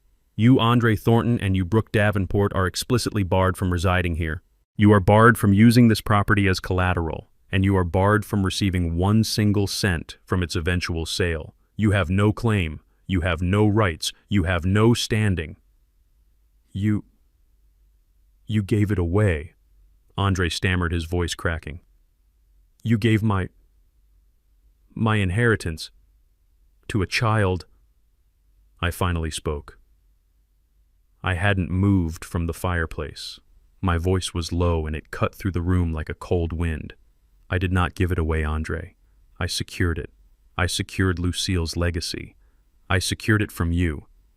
I looked at Brooke, whose face was collapsing in on itself. "You cannot sell my granddaughter's house to pay for your spa days, Brooke. You cannot leverage Lucille's memory to buy new luggage. You... Brooke was trembling, her hands clenched at her sides. "You bastard! You manipulative old bastard! You tricked us!" "No," I said. "I believed you.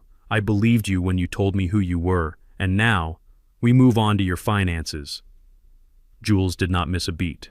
He stepped forward again, the ringmaster of this execution. He turned his attention back to my son. "Andre, let's talk about the $50,000. The loan." Andre flinched. That was a family matter.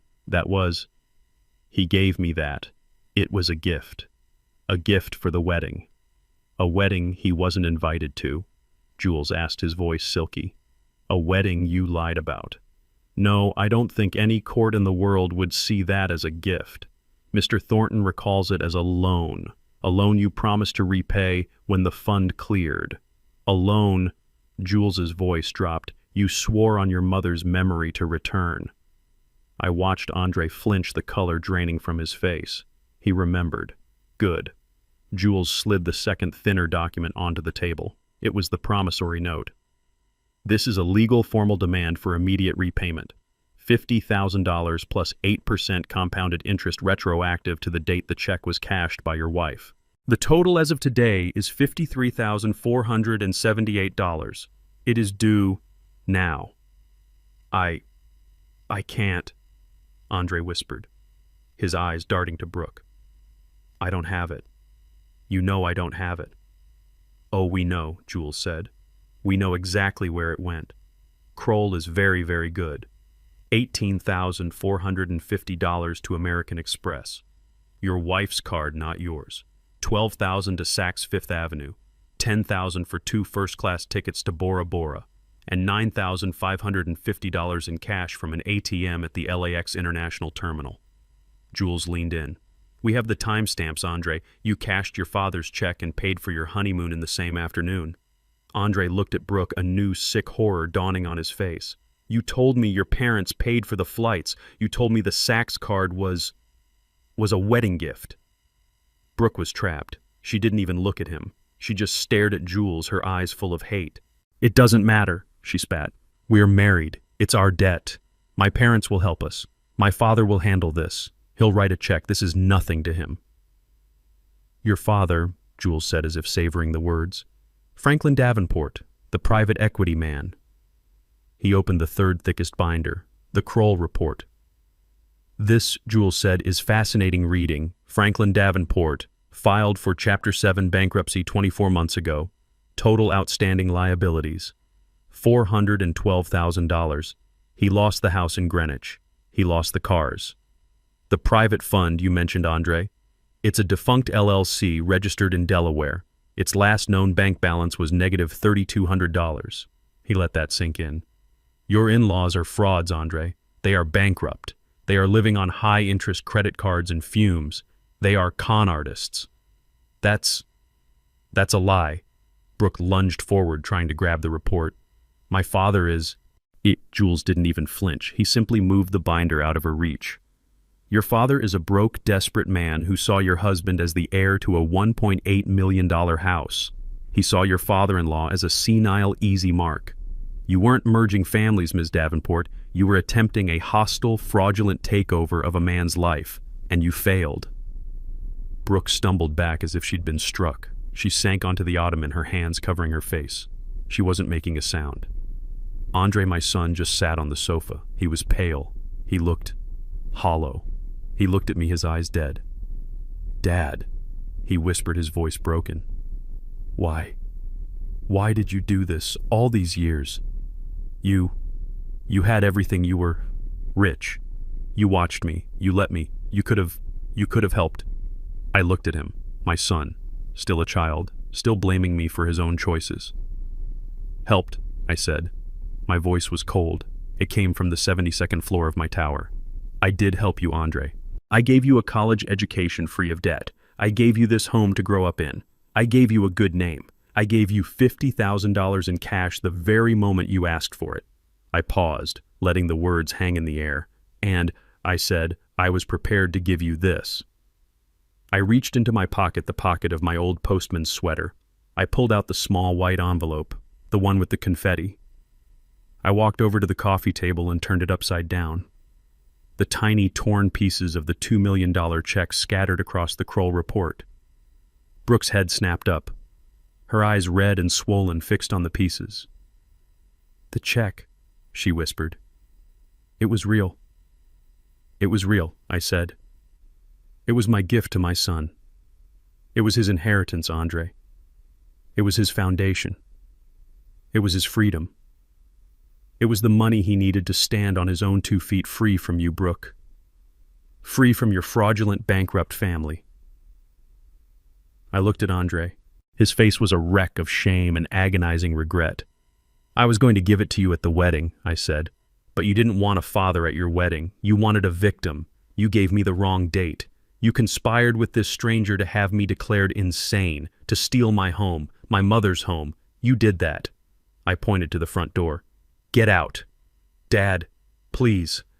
Andre stood up, his legs shaking. "Please, I have nowhere to go. We have no money. Brooke, that," I said, "is no longer my concern. Get out of my granddaughter's house." He didn't move. He just stood there, broken. Brooke, however, stood up. Her face was no longer sad. It was just hard. She grabbed her expensive bag, walked to the door, opened it, and walked out without a single word. She didn't look back. Andre stood there for one moment longer. He looked at me, his eyes pleading. I just looked back. My face was stone. He finally turned, his shoulders slumped, and walked out, closing the door softly behind him. I was alone, in Lucille's house. I sat down in the armchair. It was finally over. 4 months later. The warehouse floor at the GT Logistics Hub in Long Beach was chaos. Trucks beeping, forklifts moving, men yelling. I was in a hard hat and a safety vest walking the floor. Jules thought I was crazy, but I always liked to check on my operations. I saw him. He was at a loading dock with a digital scanner checking a manifest. He was thinner. He'd shaved his head. He was wearing the same safety vest as everyone else. He saw me, froze for a second, then immediately went back to scanning. I walked over. "Thornton," I said. He turned, startled. "Mr. Thornton, sir." He wouldn't call me Dad. Not here. "The manifest for the Singapore shipment," I said. "Is it correct?" "Yes, sir," he replied. "I triple-checked it. The container weights are balanced." "Good," I said. I turned to walk away. "Dad," he called out. I stopped. I turned back. He fumbled in his pocket. He pulled out a crumpled personal check. "It's from my first paycheck. It's $500. He held it out to me. "It's the first payment for the $50,000. I know it's not much. I know it'll take forever. But it's a start."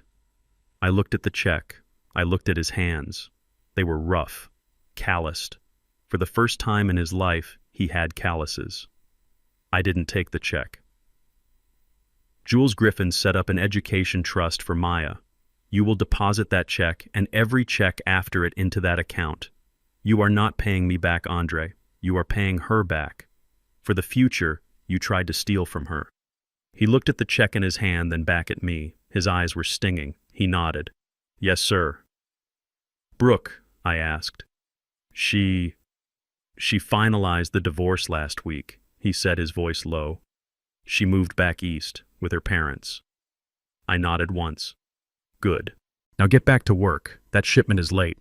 Andre nodded again. "Yes, sir." He turned and went back to his scanner. I watched him for a moment. He was no longer an heir. He was no longer a con man's victim. For the first time in his life, he was just a man, working. I pulled out my own phone. My lock screen was a picture of Maya laughing, her head thrown back. The legacy was secure. I smiled. And I walked away. Here is a lesson we can all take from Isaiah's story. True worth is never defined by the car someone drives, the house they live in, or the clothes they wear. These are just appearances. Real value lies in character, integrity, and the respect we show one another, especially our family. Greed and manipulation built on a foundation of lies will always crumble and lead to ruin. This story is a powerful reminder that underestimating someone based on a false perception of weakness or poverty is a dangerous game. The quietest person in the room is often the most powerful, and their dignity is an inheritance that can never be stolen. What would you have done if you were in Isaiah's shoes? Let me know your thoughts in the comments below, and don't forget to like and subscribe for more stories like this one.